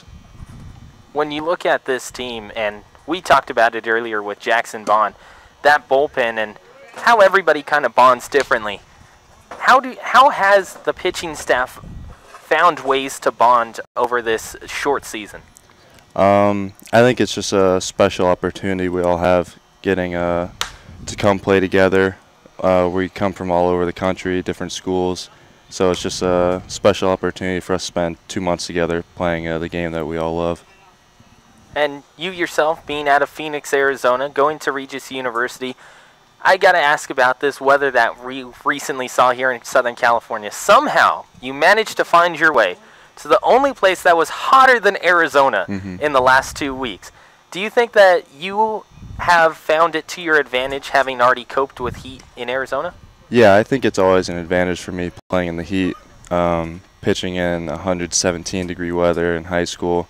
I'm just used to it, living there my whole life, being born and raised there. I think I always have just a little bit of advantage being used to it. Colin, I want to talk to you a little bit about preparation, being that you're a starting pitcher, and we were talking about this earlier on the broadcast, that it's a little bit different when you're coming in relief. You know, you have to get ready in sort of the middle of the game as opposed to knowing well in advance, okay, I'm pitching today, this is who I'm going up against, this is what they do, and is sort of a different mentality about it. So being that you start most of the time that you come in to pitch, what are some of the things that you do mentally to sort of get you ready for a game, or is there anything in particular that you like to be able to do, like as a ritual? You know, I like to throw a bullpen just a few days before, trying to find my feel for each pitch. The day of, usually don't do anything that crazy, just try and get a good meal before the game. This one smacked into center field as Jack Smith ends up making the catch, and it's a fly out for out number one. And as a starter, on days you're not pitching, now obviously you mentioned you throw a bullpen sometimes, but on days where you're not pitching and you know you're not really going to be going in the game, you're more of a cheerleader and a good teammate, and obviously sometimes we see you out there taking notes and working the radar gun and things like that. What are some things you're doing on your off days to sort of keep you ready and keep you involved in the game? Just keeping me ready, I'd say just hanging out in the dugout, trying to honestly just talk to other guys on the team, older players, kind of pick their brain a little bit, see if I can learn anything. Just always trying to learn from one of the coaches, other guys on the team, just trying to get myself better. This is a single into left field by Steve Curry. Now watching Wyatt start tonight, Wyatt had probably his best outing of the season so far, 5 innings and 1 run with a handful of strikeouts and, you know, scattering hits. Just a solo home run that he gave up was the only run of the game. What did you think about Wyatt's start, and you know, what were some thoughts that you were being able to take away from his game that you'd be able to use into your own? He just commanded every pitch well, threw every pitch for a strike and any count really. But I think the biggest thing, there was just kind of like an intensity about him today on the mound. He just had like a real good approach, and like the intensity, I think he just took it to the hitters. He was the aggressor. I think that helped him out a lot today. Next delivery is Bryce Gray tries to backpick over to first, but instead Jesse Reed will have to watch on as it's 1 ball and 1 strike. When you look at the way that this season has progressed, and obviously you already mentioned what you do on game days and also off days to kind of get yourself into the baseball mindset, what do you do to keep yourself loose? You know, you got to stretch a lot. I like to lift the day after I pitch, sometimes run, just keep my body loose. Also just hanging out in the bullpen, having fun with the guys, joking around, not taking it too seriously. But we don't take it too seriously, but we're all still focused. We all want to win. We're all competitors, so we just stay loose in different ways by having fun with each other. Well, that's one of the things that I've definitely noticed about this team is that everybody is able to stay kind of loose, and there's a good camaraderie among the guys being able to have fun. They know when it's time to be serious and treat it like a job and like a professional. And there are other times when you're out there playing a game and you're having fun, and these guys you're all friends, and you're able to just sort of have a good time with them. So for you, I would say, what are some of the things that you're taking away from this CCL experience, both with that aspect of it's a fun time and this is summer vacation in many ways, and in other ways thinking, well, this is sort of what my job is, so to speak, and ways I'm trying to get better? Yeah, I think I'm going to take away just as this is tossed over to second base, it ends up being a single into right center field. And the run comes across to score. So coming all the way from second was Steve Curry. Micah Prees will find himself over at second base with the RBI single and advancement on the throw. And it's now once again tied at 2-2. Yeah, so I think I'm just going to take away how good of a team we had, how close we were together as a team. Also, the talent out here is just unbelievable. It's a great league to play in. A lot of good guys, talent on every team. I think I just learned a lot, got good experience. I'm going into my sophomore year. I'd only played 1 year of college ball. So just that extra experience playing in the summer for a couple of months, getting another 40 games in, it's just going to help me a lot in the future. When you talk about getting an extra 40 games in, a lot of guys come to Cal Summer Ball and they say, okay, these are my goals that I've set with my regular season coach. Maybe it be pitch limit, maybe it be I want to work on entering another pitch into my arsenal. What was something that you wanted specifically from Cal Summer Ball? I kind of just wanted to work on like a strikeout pitch, just a pitch that can just be like my go-to if I need a strikeout, if I need a swing and miss. I've kind of developed that to be my slider and curveball. And also, personally for me, I wanted to increase velocity, just get stronger, which I think I've done. So it's just been a good experience out here. I talked to my coaches on the first day of practice, what I wanted to get out of the summer. They've been helping me get there. Are there any teammates that you've seen and have been really impressed with sort of their own stuff or their work ethic or any sort of thing that would leave you thinking, well, that's something I really want to take away from that guy? Yeah, I think I'd have to say Joey Steele. This is hit towards right field into the corner. Trying to get to it is Brendan McKenzie. He'll pick it up barehanded and toss to second. And now the OC Riptide have taken the lead as Micah Prees comes around to score on the RBI single that is delivered by Mason McCorder. And it is now a 3-2 lead for the OC Riptide. But yeah, I'd have to say Joey Steele. He just has a certain demeanor on the mound that I think we can all aspire to be like. He works hard every day. He's probably the first one throwing every day, starting to get loose about 2 hours before the game. And he continues that on all the way until about the 7th or 8th inning when he starts to get on the bullpen mound. And when he's out there, he just has a certain intensity about him, a certain mindset. Nothing really gets to him. He stays composed on the mound. And I think it's shown in his success this summer. Jesse Reed trying to work out of a little bit of a jam as Coach Beeler goes walking out to talk to him. 3-2 lead for the OC Riptide with 2 outs in the top half of the 6th inning. So Coach goes out there to talk to him for a second, to talk to Jesse. And so I want you to put yourself in a coach's shoes there for a second. You've got a guy, he's making good pitches, but they're making contact. What are some things that you would tell him knowing that, okay, you're struggling a little bit, you can think about it maybe, and we'll come back with this answer in the bottom half of the inning, but something you would tell a pitcher that you're struggling a little bit, but we're going to be able to get you back in the game. So think about it, and we'll bring it back in the bottom of the 6th inning. So you'll hear Colin's answer in just a couple of minutes as it's now a 3-2 lead after 2 runs on 3 hits were delivered by the OC Riptide. 3-2 advantage for the OC Riptide with Arroyo Seco coming up to the plate.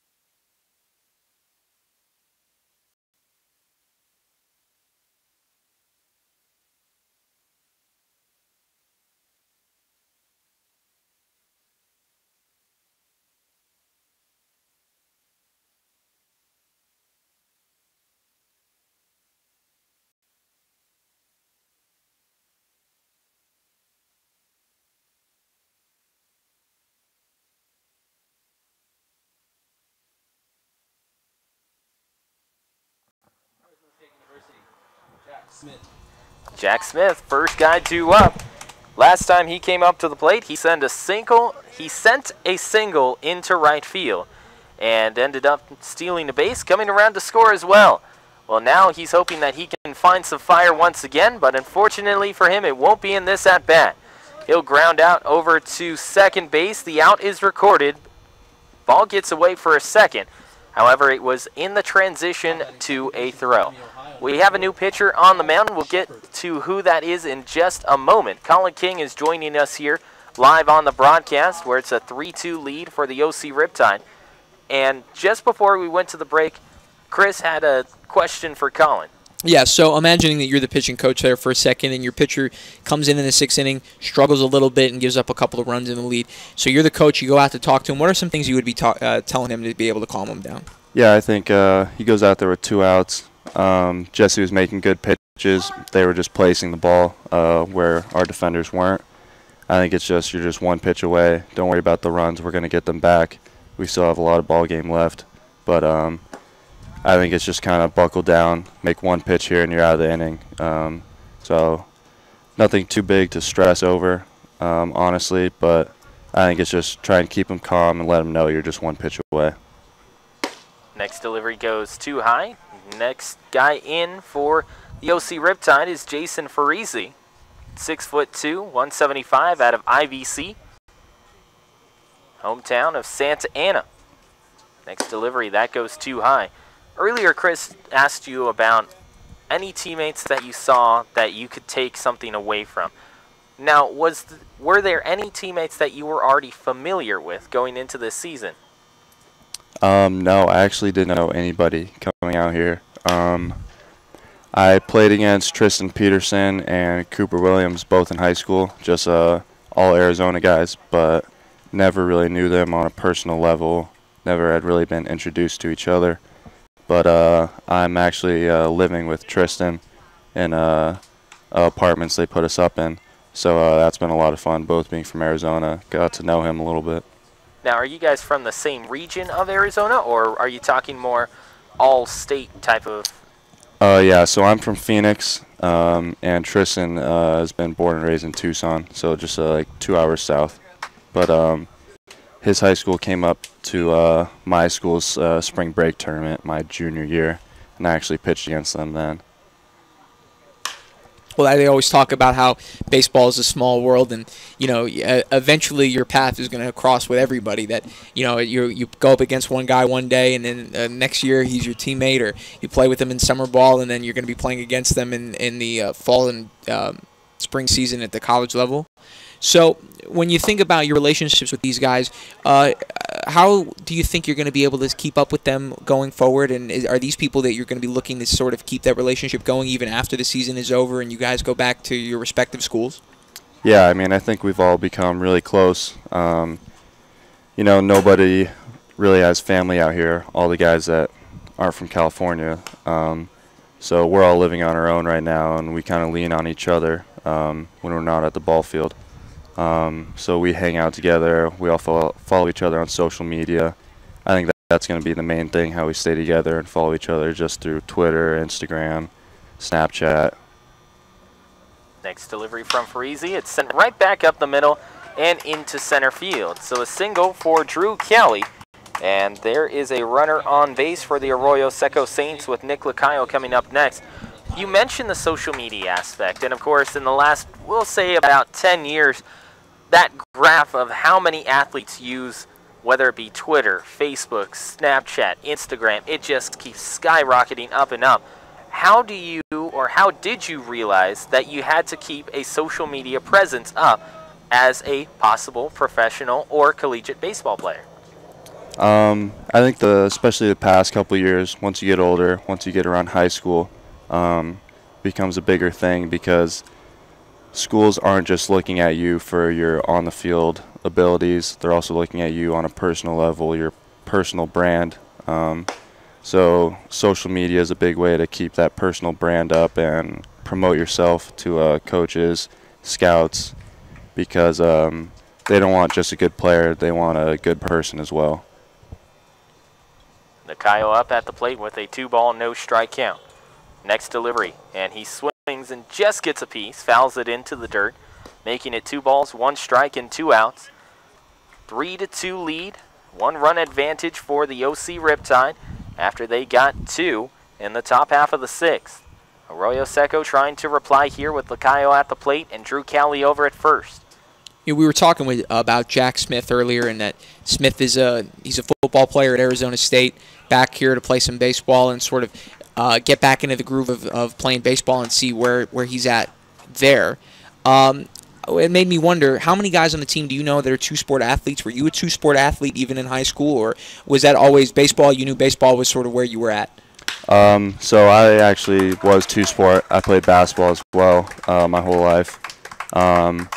But I think a lot of guys are two-sport athletes. I know Colin Shepard, he played basketball as well. Tristan Peterson, I think he was like an all-state football player, like as a linebacker. Yeah, he looks like a linebacker, definitely. Yeah, he's got that big build. But, you know, I think a lot of guys on our team are two-sport athletes. I think you can find that anywhere in college athletics. Just guys that love to play sports, that team building. I think you just find it everywhere you go. And when you talk about that, as Freezy goes into the set delivering to Cooper Williams, who's stepping in there for the first time today, he is batting for John Thomas. 2 outs on the board, and there is 1 strike after a check swing. When you talk about playing 2 different sports in high school, basketball and baseball, a lot of guys nowadays are starting to think, oh, okay, if I specialize in one sport, that's the way that is going to get me success in life. Do you think that playing multiple sports helped you when you were growing up? I do, yeah. The biggest thing for me, I think, was just the conditioning part of basketball, the running back and forth, really kept my legs up. And another big thing was just arm care. You know, you see all these studies that say it's not good to play baseball 12 months out of the year. So that was always a big thing. I could play basketball 4 to 6 months out of the year, not put too much stress on my arm and not overdo it as a kid where it could come back and hurt me now that I'm specialized just in baseball. Swing and miss from Cooper Williams, and that will do it for the inning. Arroyo Seco unfortunately leaves runners on first and second with 2 outs. Let's go to the top half of the 7th, where it's a 3-2 lead for the OC Riptide. This is Arroyo Seco Baseball on the air.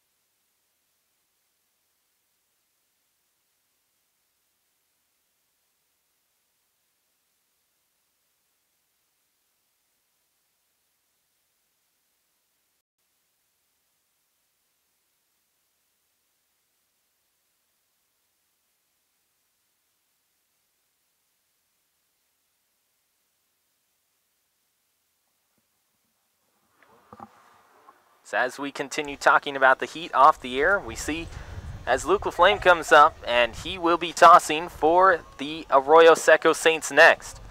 Bryce Gray has to reach out and try and grab this pitch from LaFlame on the mound, as it's now 1 ball and no strikes to start off this top half of the 7th inning to Thomas Delgadillo. Delgadillo is the 7th batter in the lineup. He'll be followed by the 8 and 9 guys, Aaron Simpson and Paul Gomez. Good day for Delgadillo so far, 2 for 2. And he came into the game batting .405, so he's obviously been swinging a hot bat all season long. But definitely keeping it going today with a home run and with a single. 1 ball and 1 strike as that clipped the outside corner. Next delivery to Delgadillo, he watches all the way, and the Fullerton College product ends up seeing it be 2 balls and 1 strike. Now, just a couple moments ago, I asked Colin King over to my right-hand side, and I said, okay, you go from Phoenix, Arizona.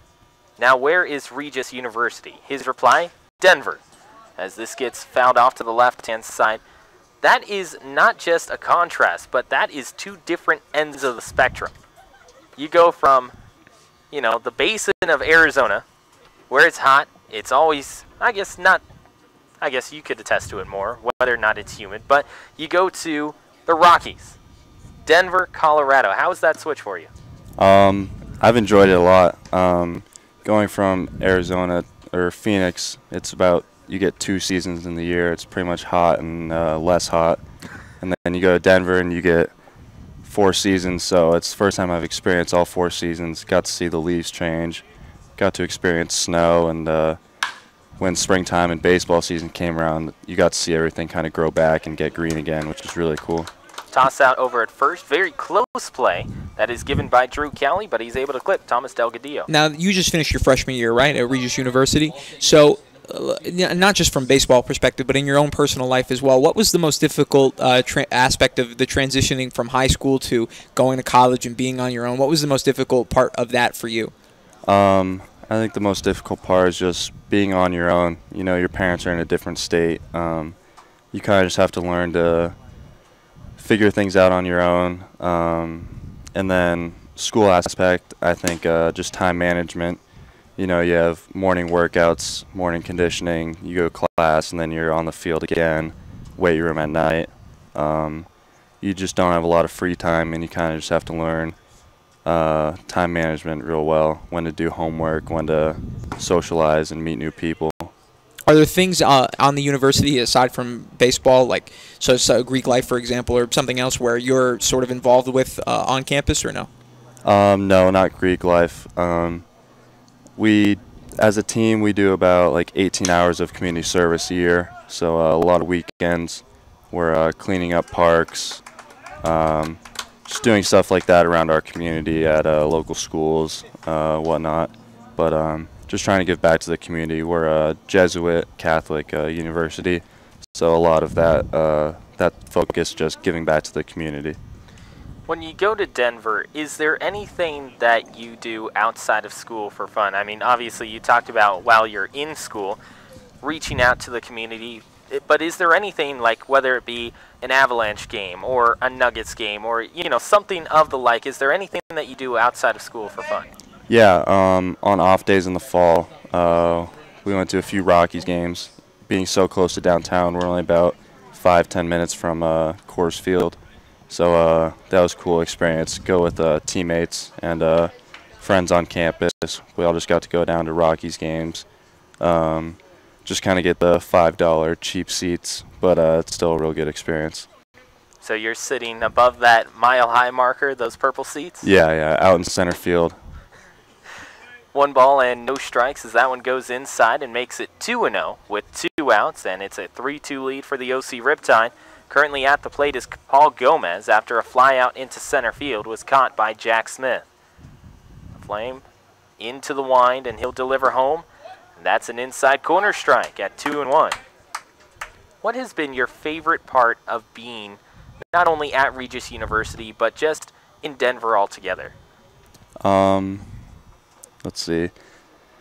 I think it's just a good balance of everything. You know, you have the mountains real close to you, 30 minutes away from you. You can go experience the forest, 14,000 high 14,000 feet mountains to hike, lakes in the Rockies. And then you also have the feel of the city real close to you, just a few miles away. I think it's just a good balance of everything. The weather's great, nothing to complain about there. But I think it's just a good balance of everything, honestly. That goes too far inside, making it a full count with 2 outs. 3-2 lead. Next delivery as Gomez awaits. And that goes too high. So it will be a walk, and moving up to first goes Paul Gomez. And up next is the top of the order with Mason Hibbler. They've done a good job with the top of the order today. It's really been in the middle part of the order that's really caused some damage. But, of course, when you're in a game like this where it's a pitcher's duel, you've only given up 3 runs, the pitching has not really been the problem today. It's just unfortunate timing. Obviously, a solo home run, but a pair of runs in the 6th inning where it's a 2-1 game. That will make the difference. And so right now you're just looking to get out of the inning, try to get back to the plate. You got 3 more swings if you can take the lead. But you got to keep it at a 1-run game. You do not want to let the game get out of hand at this point. And obviously, putting guys on base with 2 outs, that's obviously not a desirable result. But don't worry about the man on first base right now. You can 1 pitch away from getting out of the inning. Just focus on getting this guy out. Next delivery goes outside corner for a strike, and it's 0-1 with 2 gone. We're currently being joined by Colin King. And Colin, when you look at the way that Cal Summer Baseball kind of sets its way up, it's a quick season. You've seen this OC Riptide team multiple times already to this point. What do you have to be wary of if you're a pitcher going against this lineup? As Bryce Gray tosses down to second, it's going to go into center field. Jack Smith goes to pick it up, and staying over at second base with a stolen base will end up being Paul Gomez. I think the biggest thing for every team, honestly, this summer has just been our good games that we've had, our low-scoring games where we've held them to 3 or fewer runs. It's just been like first pitch strike, staying ahead of counts. When we've really gotten in trouble this summer, it's when our pitching staff has gotten behind in counts, 2-0, 2-1, 3-1. So those are hitters' counts. That's when, you kind of just have to put a fastball over the plate. That's when the damage starts to happen. There goes Brendan McKenzie picking it up barehanded. He'll toss over to second, but a run does come across as this goes into the right field corner for a 2-out double. And that is a heartbreaker for the Arroyo Seco Saints by Mason Hibbler to drive in another run. That was a good swing by Hibbler, though. That was a fastball up, able to stay back and drive it. I mean, driving it to the opposite field there, definitely putting a charge into the ball. And, it sliced down the line, but obviously staying away from McKenzie, keeping it fair. That's a tough place to put it, and he was able to keep it down. And for the Saints, that's something that we didn't want to happen. As I said, you wanted to be able to get that guy out. Now you're faced with a 2-run deficit and a little bit of insurance for the Riptide. So it's the same mentality. Just get out of the inning, get back to the plate. Now you just got to score 2 or more runs. Swing and a miss. That is delivered by Steve Curry. And when you look at how this season, of course, we're progressed possibly through halfway through the year, what do you think that you will take away from being with this group of guys? Earlier you talked about what you'll take away from being with Arroyo Seco, but what about with this group of teammates? I think we've all grown up a lot being here on the field and off the field. We kind of have to handle ourselves like minor league players. We play 6 days out of the week. A lot of the time there's a 4 or 5 hour bus ride mixed into that week. You kind of just have to take responsibility to, eat good meals every day, get enough sleep, work out on your own time. It's just kind of the feel of like a professional baseball player. Infield hit for Steve Curry. And now there are runners at the corners with 2 outs. And up next is Micah Priest. But, it's interesting you said that. We were talking to Jackson a little bit about that in the 3rd inning, about this is really similar to the lifestyle you would be experiencing if you were playing in the minor leagues. And obviously, I don't expect you to say no to this, but do you think that would be something you'd be able to handle if you were a professional player, that, the grind of an everyday season for 5 to 6 months, traveling all the time? Would that be something you'd be able to deal with? I think so, yeah. Everybody on this field has dreamed of being a professional baseball player since they're a little kid. That kind of just comes along with it, something you have to deal with and get through to accomplish those dreams. So I think everybody here could do it, honestly. Next delivery, that goes too high. Gray is going to bluff a throw down to second. The stolen base is there for Steve Curry, so he'll be on. Now runners on second and third with 2 outs, and it's a 4-2 advantage for the OC Riptide. You notice how the Riptide, I'm sorry, but let me just, the Riptide, you notice that they feel that the Saints are on the ropes right now, and they're definitely putting it to them. Stealing bases, putting guys into a scoring position. They've got a chance to really blow this game open here. That goes just a shade too far inside. And it's 2 balls and 1 strike with 2 outs. Now, when you look at baseball and you say, okay, you would really like to be a professional baseball player, obviously that's, as you said, many of the guys here have dreamt of being in that situation.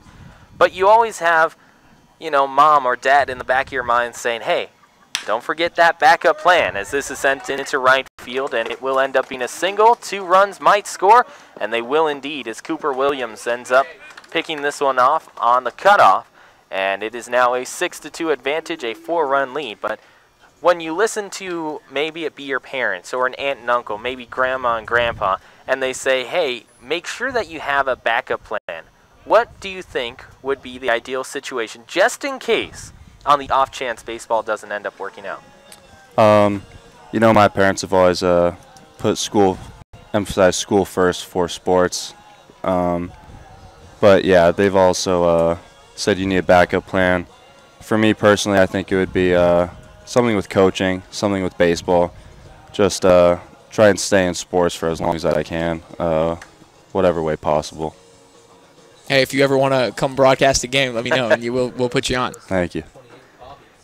So Bobby Fulkerson is going to take over for Jesse Reed, and the first warm-up toss that he has ends up going much too high. And if you're in this situation, such as Bobby Fulkerson, who is coming in with 2 outs, even though it's something minor, like that first warm-up toss going much too high and all the way to the backup or to the backstop, does that do anything to a pitcher? If you come in and you're getting set to come in relief and that first one goes awry? No, I don't think so. I think we've all been playing the game long enough that we can all make adjustments. That's not a big adjustment to make. You just have to be able to trust yourself and know that you're good enough. Even if you have one bad pitch, you can make the next couple. And knowing Bobby and his personality, he might have just done that on purpose. Yeah. He's definitely a big jokester. He might have just thrown that one to the backstop to get people shaken up. And you talk about Bobby, I mean, all of these guys here on this team have different personalities. He's got possibly the best facial hair in all of the entire league. When you look at different guys on this team, how quick or easy was it for you to kind of adapt to the different personalities that you see on the team? As you said, you didn't know anyone coming in, but how quickly or easily did you adapt to it? I'd say within the first week. First couple practices, it was a little awkward between everybody. I think everybody didn't really know what to expect. But once you start playing games together, you kind of just mesh very easily doing that. You know, we're all playing a game we love. So as soon as we step on the field together, we're just one team. We're all connected that way. So the next guy due out for the OC Riptide will be Austin Soika, and he'll take on Bobby Fulkerson. Currently in the field, Bobby Fulkerson on the mound. It's Bryce Gray behind home plate. Cooper Williams over at first and Colin Shepard at second.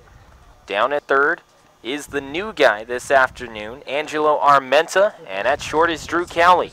Out in left field is Dalton A. Center field is Jack Smith, and in right is Brennan McKenzie. That's the defensive fielding guys. Defensive lineup doesn't just sound right. The alignment? There you go. As this gets tossed down to second base, it's a stolen bag that will be presented to Mike Prees. And Austin Soika now can bat with a runner in scoring position. If you're the pitcher on the mound right now, Colin, and you see the fact that, as Chris said, the OC Riptide are realizing they have a chance to put this game away in this inning, how do you stop those maybe stolen bases or extra opportunities? I think you just have to slow the game down. You know, when you get in these situations where it just seems like this inning's never going to end, everything kind of speeds up. The game speeds up. You're a little nervous. Your heart starts pounding a little bit. But you just get out there, take a few deep breaths, slow the game down. Just trust your stuff, trust your coaches, and biggest thing is trust the defense behind you, that you let them put a ball in play, your defense is going to make the play. Now, what's more nerve-wracking for you? Being out there on the mound or doing an inning and a half of a broadcast with us today? I'd have to say the broadcast for sure. Hey, you know what? Sometimes it's nervous for me too. So, Yeah. We want to thank you for joining us here on the broadcast this afternoon. We've been talking with Colin King.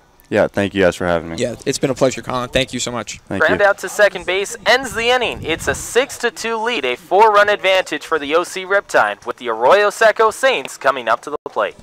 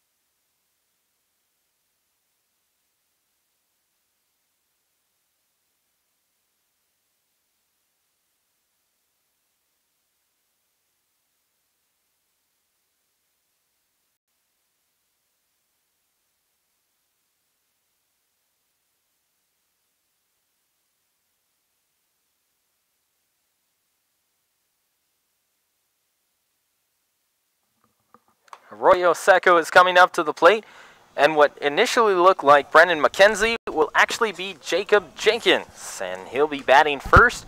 He'll be followed by Bryce Gray and then Angelo Armenta. 1 ball and no strikes as Freezy continues to be in the lineup and on the mound for the OC Riptide. Next delivery gets fouled off behind home plate. 1 ball and 1 strike. And right now, Ryan Osborne joined by Chris Diavanzo to my right-hand side, as Jenkins kind of half touches this one over towards the first base side and out of play. It's interesting to note what Colin said about, kind of joining this brand new group of guys. And of course, you and I have been talking about it for the last 2 weeks. This is a great program to begin with. It has notoriety as this one is lifted deep into the left field corner, but finally getting underneath it with that giant porch in left field will end up being the OC Riptide's own Aaron Simpson. There's out number 1. That ball probably would have left in any other park in the CCL. Yeah, that's that 390 porch down the left field line. It's an interesting park here at Jackie Robinson Field because the deepest part of the park is actually to left field as opposed to center, which it typically is. But to your point, Ryan, yeah, this is one of the best groups of guys in all of baseball and all of the Cal Summer baseball, to say the least, that not only is it a group of like-minded individuals, but it's a group of people that all get along very well together, that are all focused similarly on the game. But, like I said, they know when it's time to be serious and to turn it on, and then when the game is over, turn it off and really get along. And, I've been around teams before where the guys didn't like each other and there was a lot of bickering and arguing, and, you didn't really spend time with your teammates off the field. But when you come out here and you don't really know anybody, and in Colin's case, coming from a school where he doesn't have his teammates out here, and some of the people he's playing with he did face, but, for the most part, they're all new people. That means that, you really need to sort of give that extra effort to be able to get along. And for it to happen as naturally and as seamlessly as it has happened for this team, it's really a shame that the season is going to end in a couple of weeks, because you'd love to see what these guys would be able to do if they played 6 months, say, or 7 months, if they had a whole season to really, gel together.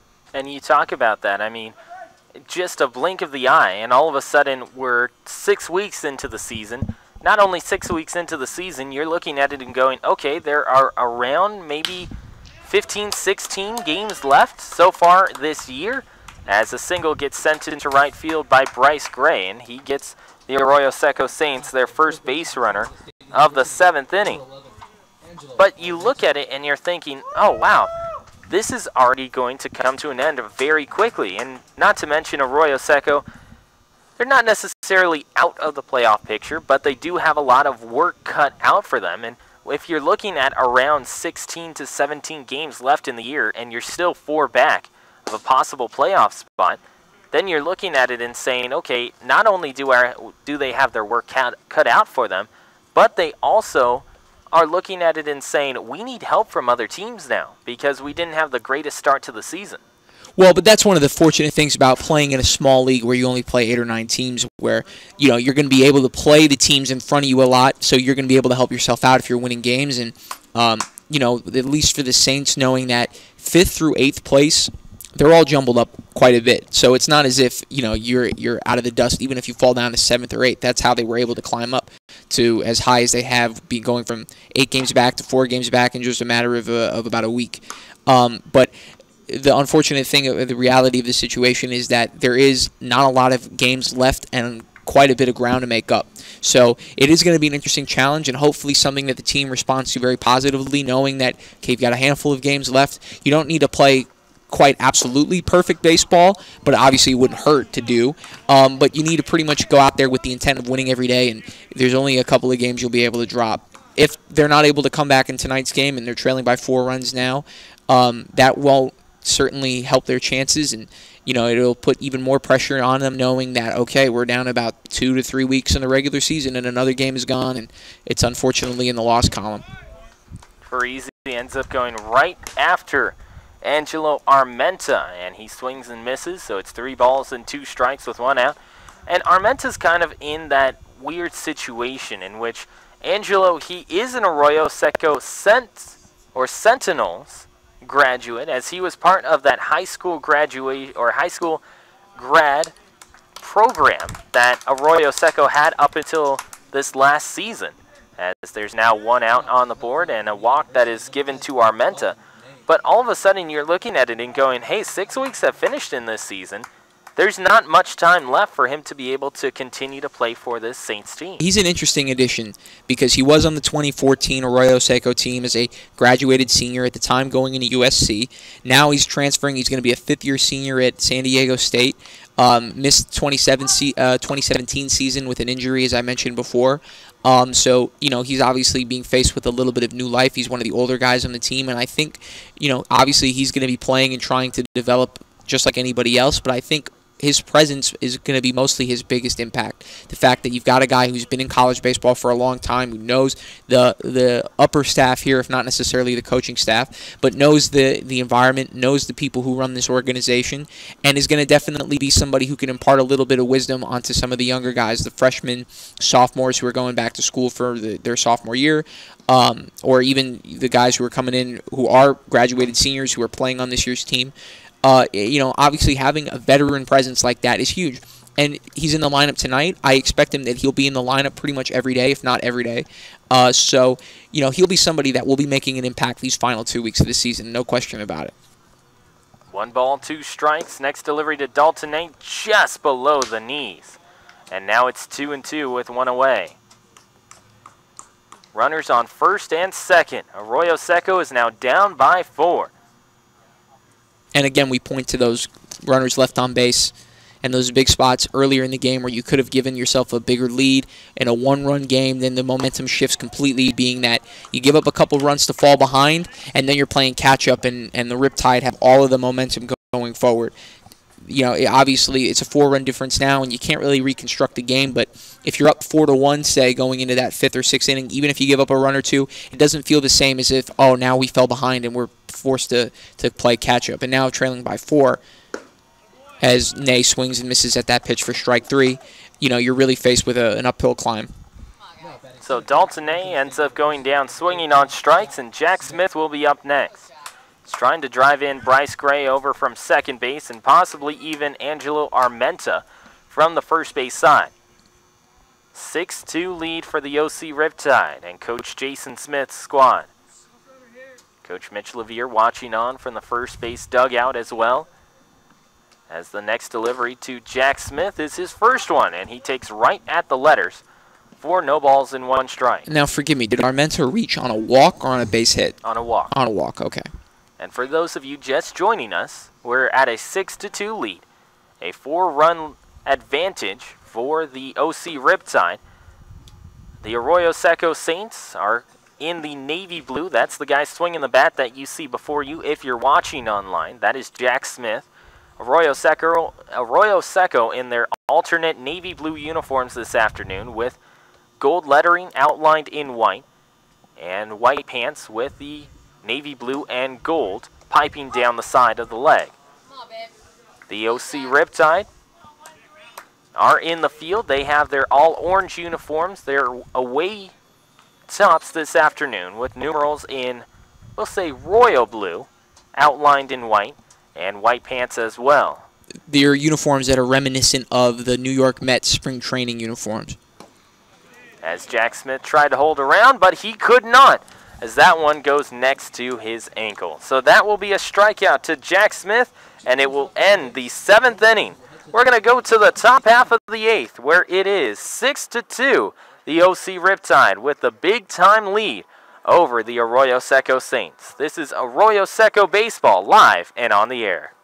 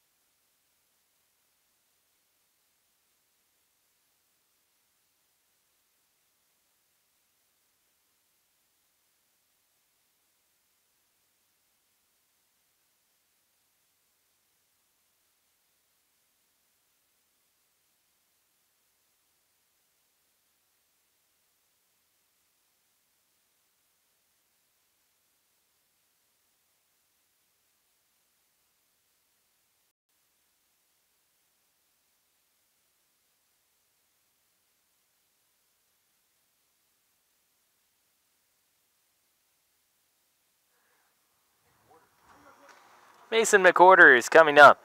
Left-handed batter, and he drove in what could possibly be the game-winning run. That's if this score holds the same, as McWhorter takes up and high from Bobby Fulkerson.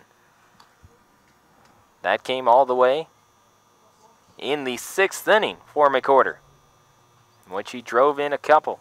It might be a little too early and a little too close to say that this is mop-up, but I've got a feeling Fulkerson will be pitching the rest of the way today.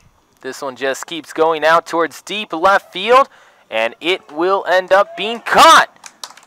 Nice job in left. That was done by Dalton Ney, who kind of looked like he got corkscrewed around trying to get to that baseball, but was able to keep it in his glove.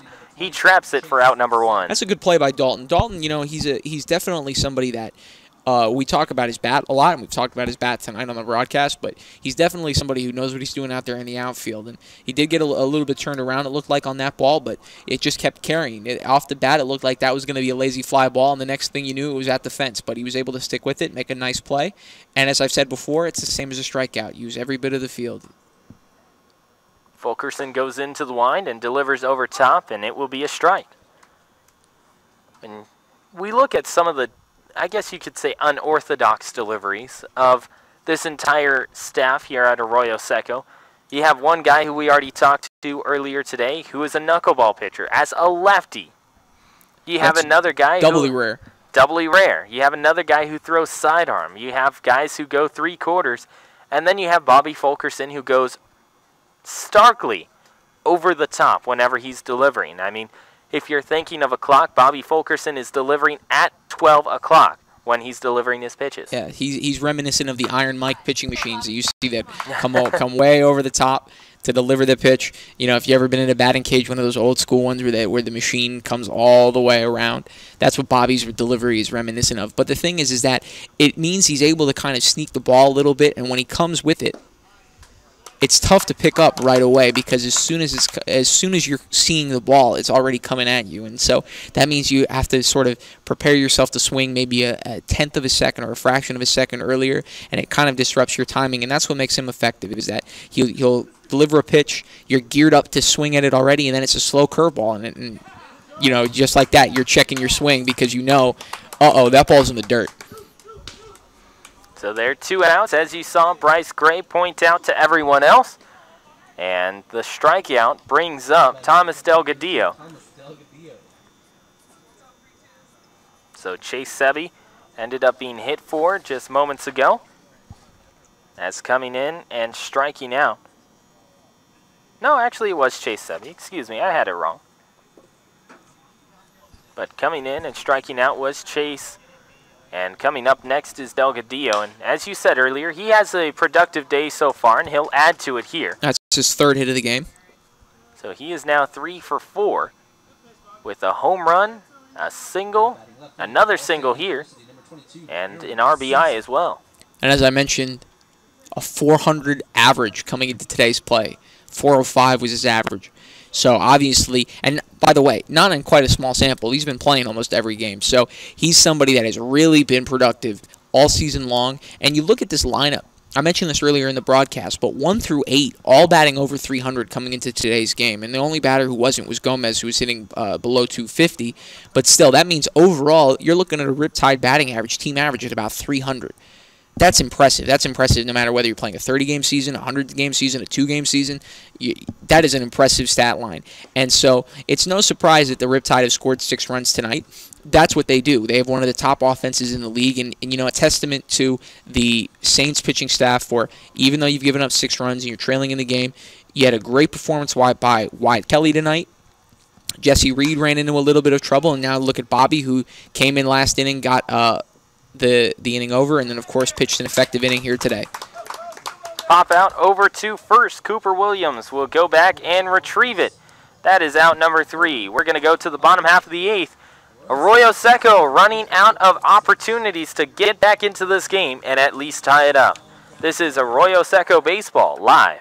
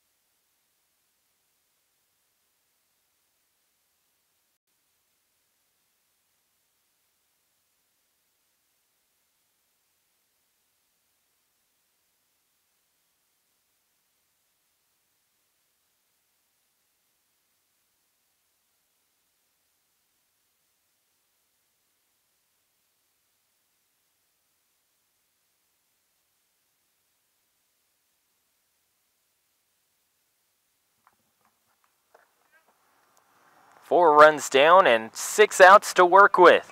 That's where Arroyo Seco ends up finding themselves late in this game. We're currently in the bottom of the 8th inning. It's a 6-2 lead for the OC Riptide. Riptide took their lead in the 7th inning. Actually, you can make it the 6th, in which they scored 2 runs on 3 hits.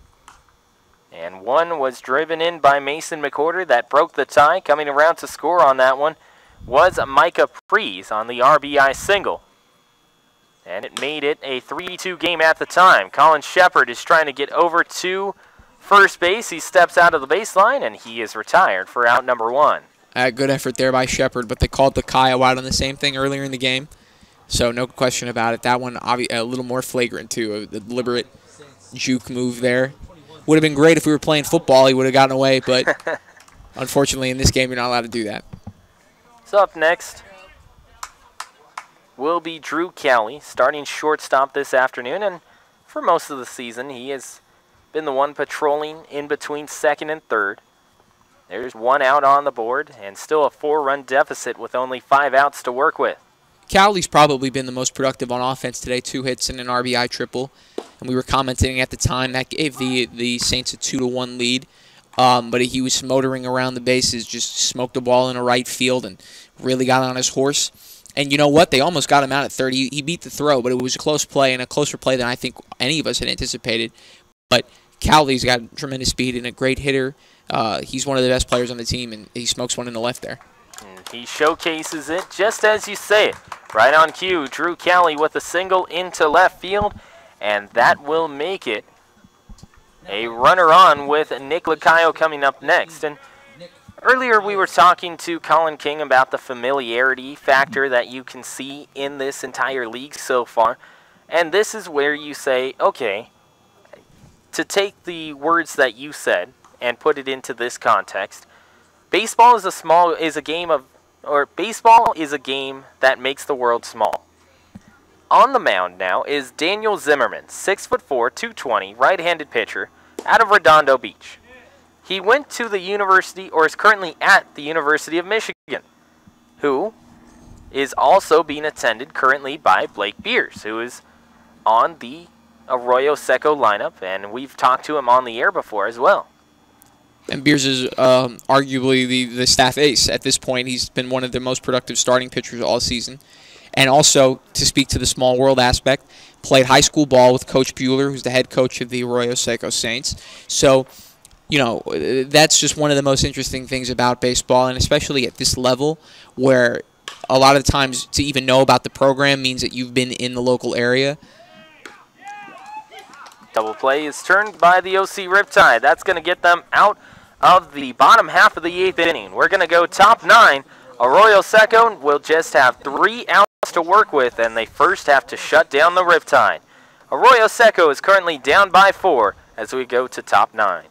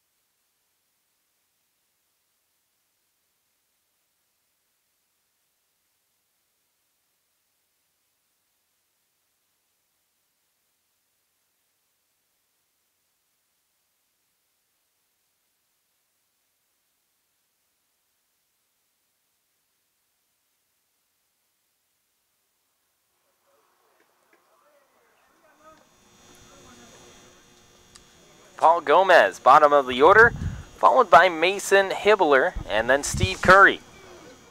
9, 1, and 2 guys coming up to the dish. And Bobby Fulkerson stays on the mound for the Arroyo Seco Saints. Fulkerson has to shut down the OC Riptide in this inning because Arroyo Seco is currently trailing by 4 as darkness starts to blanket the outfield wall here in Pasadena. Next delivery, that goes outside. You can see all the different varieties of trees in the background. We've talked about that multiple times during this season so far. The fact that you can see different oaks, sometimes even sycamores that are out there as well. Pine trees, as this one is smacked over towards left, and Dalton Ney takes a leisurely stroll out into the Pasadena lights, and he will make it out number 1. You know, this is maybe the most beautiful time of all, is this about this 8:30, because the sun is not completely set yet. It's dark, but you know, you can see this. You can still see some light in the sky. The weather is nice. It's still light enough out that, like you said, you can see all the trees in the background. And I'm actually surprised at how well they come up on the camera. You know, this is actually looks a little bit better on camera than it does even here. So it really is just one of the nicest fields. And I was saying that to you off camera, but it's one of the nicest parks I think in the league, the Jackie Robinson Memorial Field. And obviously, we talk about this almost every time, but being right by the Rose Bowl and in this such a historic part of Pasadena, it really is a pleasure coming into work. And it kind of occurred to me again, being that we were on the road for 5 or 6 days, and I was out there traveling with the team. Is Cowley able to make a nice play there? He'll toss over to first and get the out.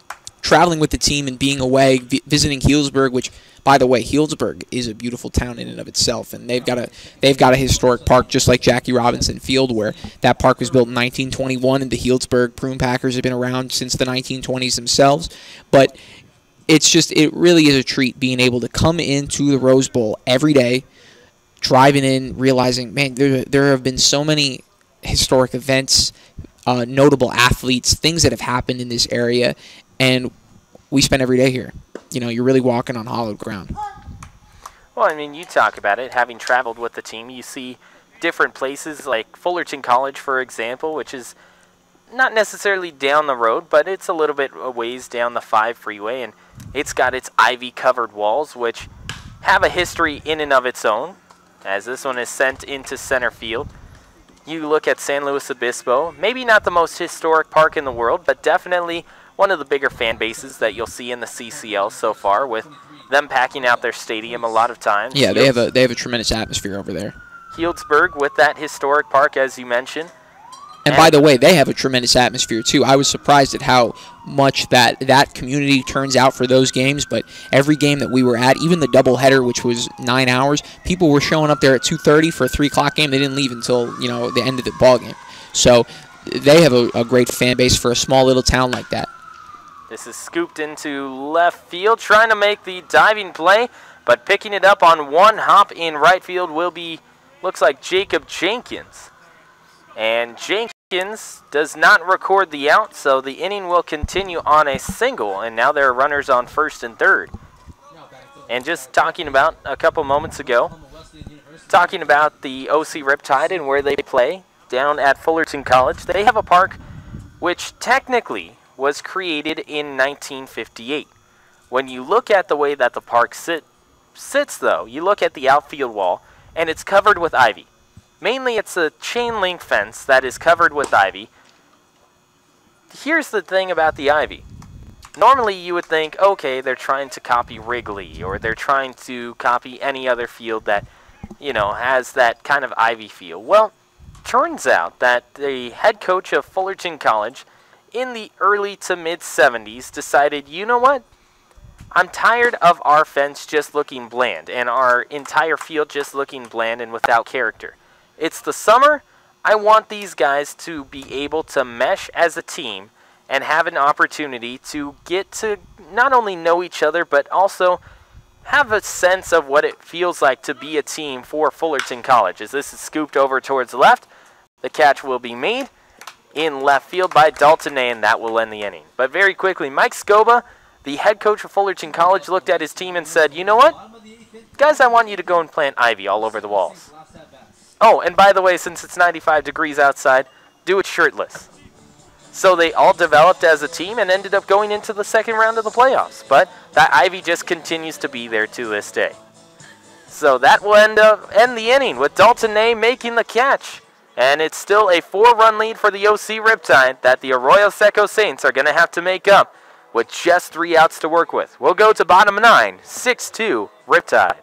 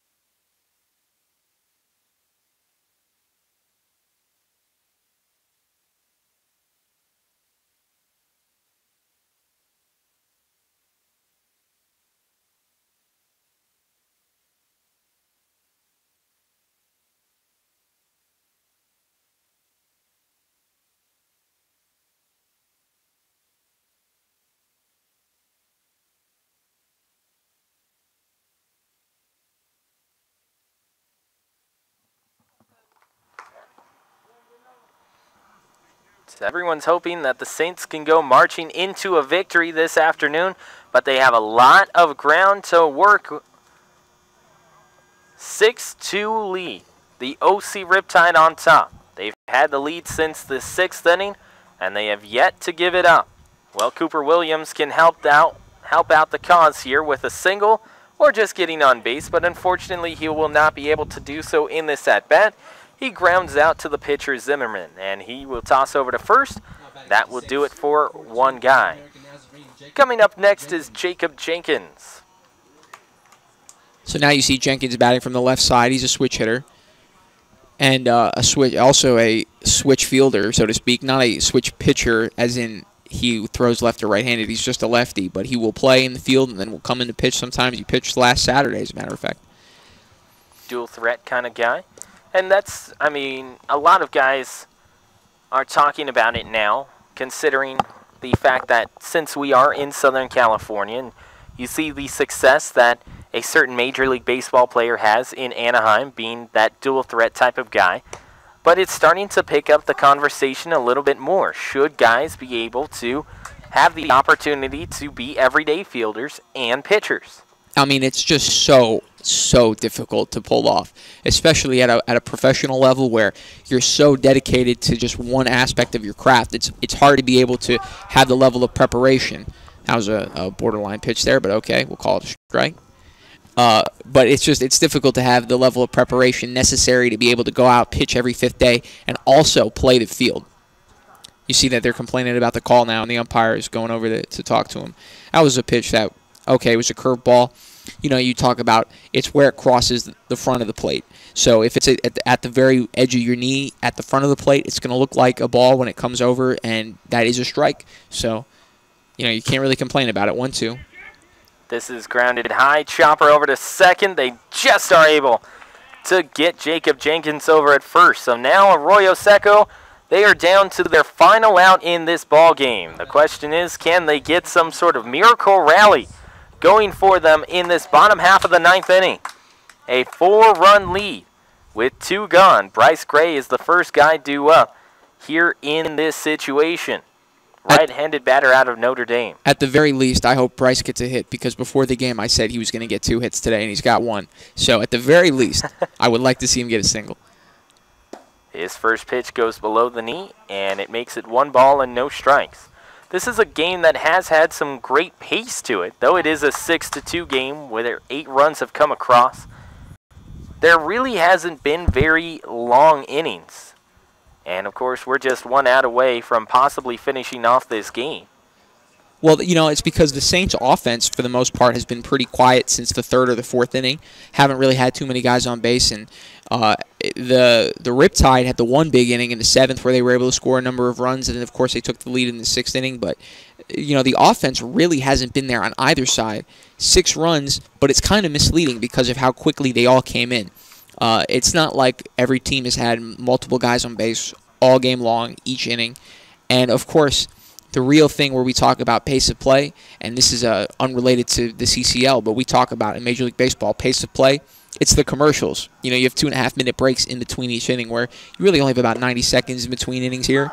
You have just enough time to get your pitcher warmed up again, and then you're back playing baseball. So that cuts out 45 minutes at least from your average 3-hour, 15-minute game in the major leagues to about 2.5 hours here, and that's what we're talking about tonight, about a 2.5-hour time. 2 balls, 2 strikes, 2 outs. Bryce Gray at the dish. Next up from Zimmerman, it's a breaking ball sent over to short. They'll pick it up with Simpson. He'll toss over to first, make that Gomez. And that'll do it for the game. The Arroyo Seco Saints unfortunately dropped this one by a final score of 6-2. And for Arroyo Seco, they're going to have to go up to Conejo Oaks tomorrow afternoon. And they're going to have their work cut out for them, Chris, because you see what they did this afternoon. They just weren't able to drive in those timely runs, and that's been the case for most of the season to this point.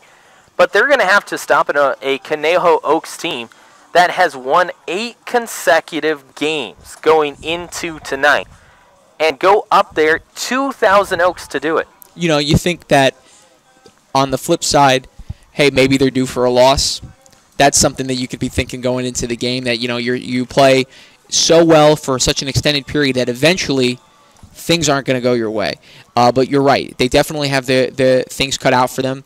If they're not able to capitalize on the opportunities that they set themselves up for, then they're not going to be able to win a game. You leave a lot of guys out there on base. That makes the difference between 5, 6, 7 runs, which is enough really usually to get you the win, and 2 runs.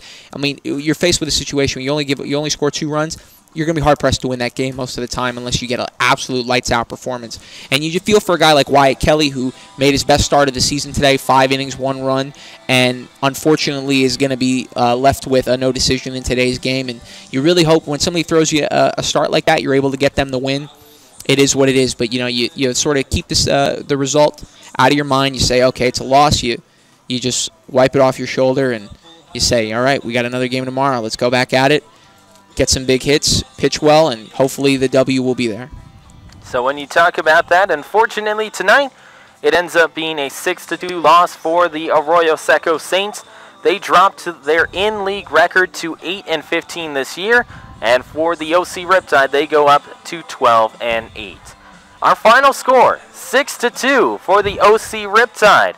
For Chris D'Avanzo, Ryan Osborne saying so long from Jackie Robinson Field, where unfortunately the Arroyo Seco Saints end up dropping this one to the OC Riptide. Go ahead and follow along with the entire OC Riptide staff and team tomorrow afternoon when they go to Thousand Oaks and take on the Conejo Oaks. Until then, we thank everyone for listening in. A final of 6-2 to the Riptide. So long, everybody.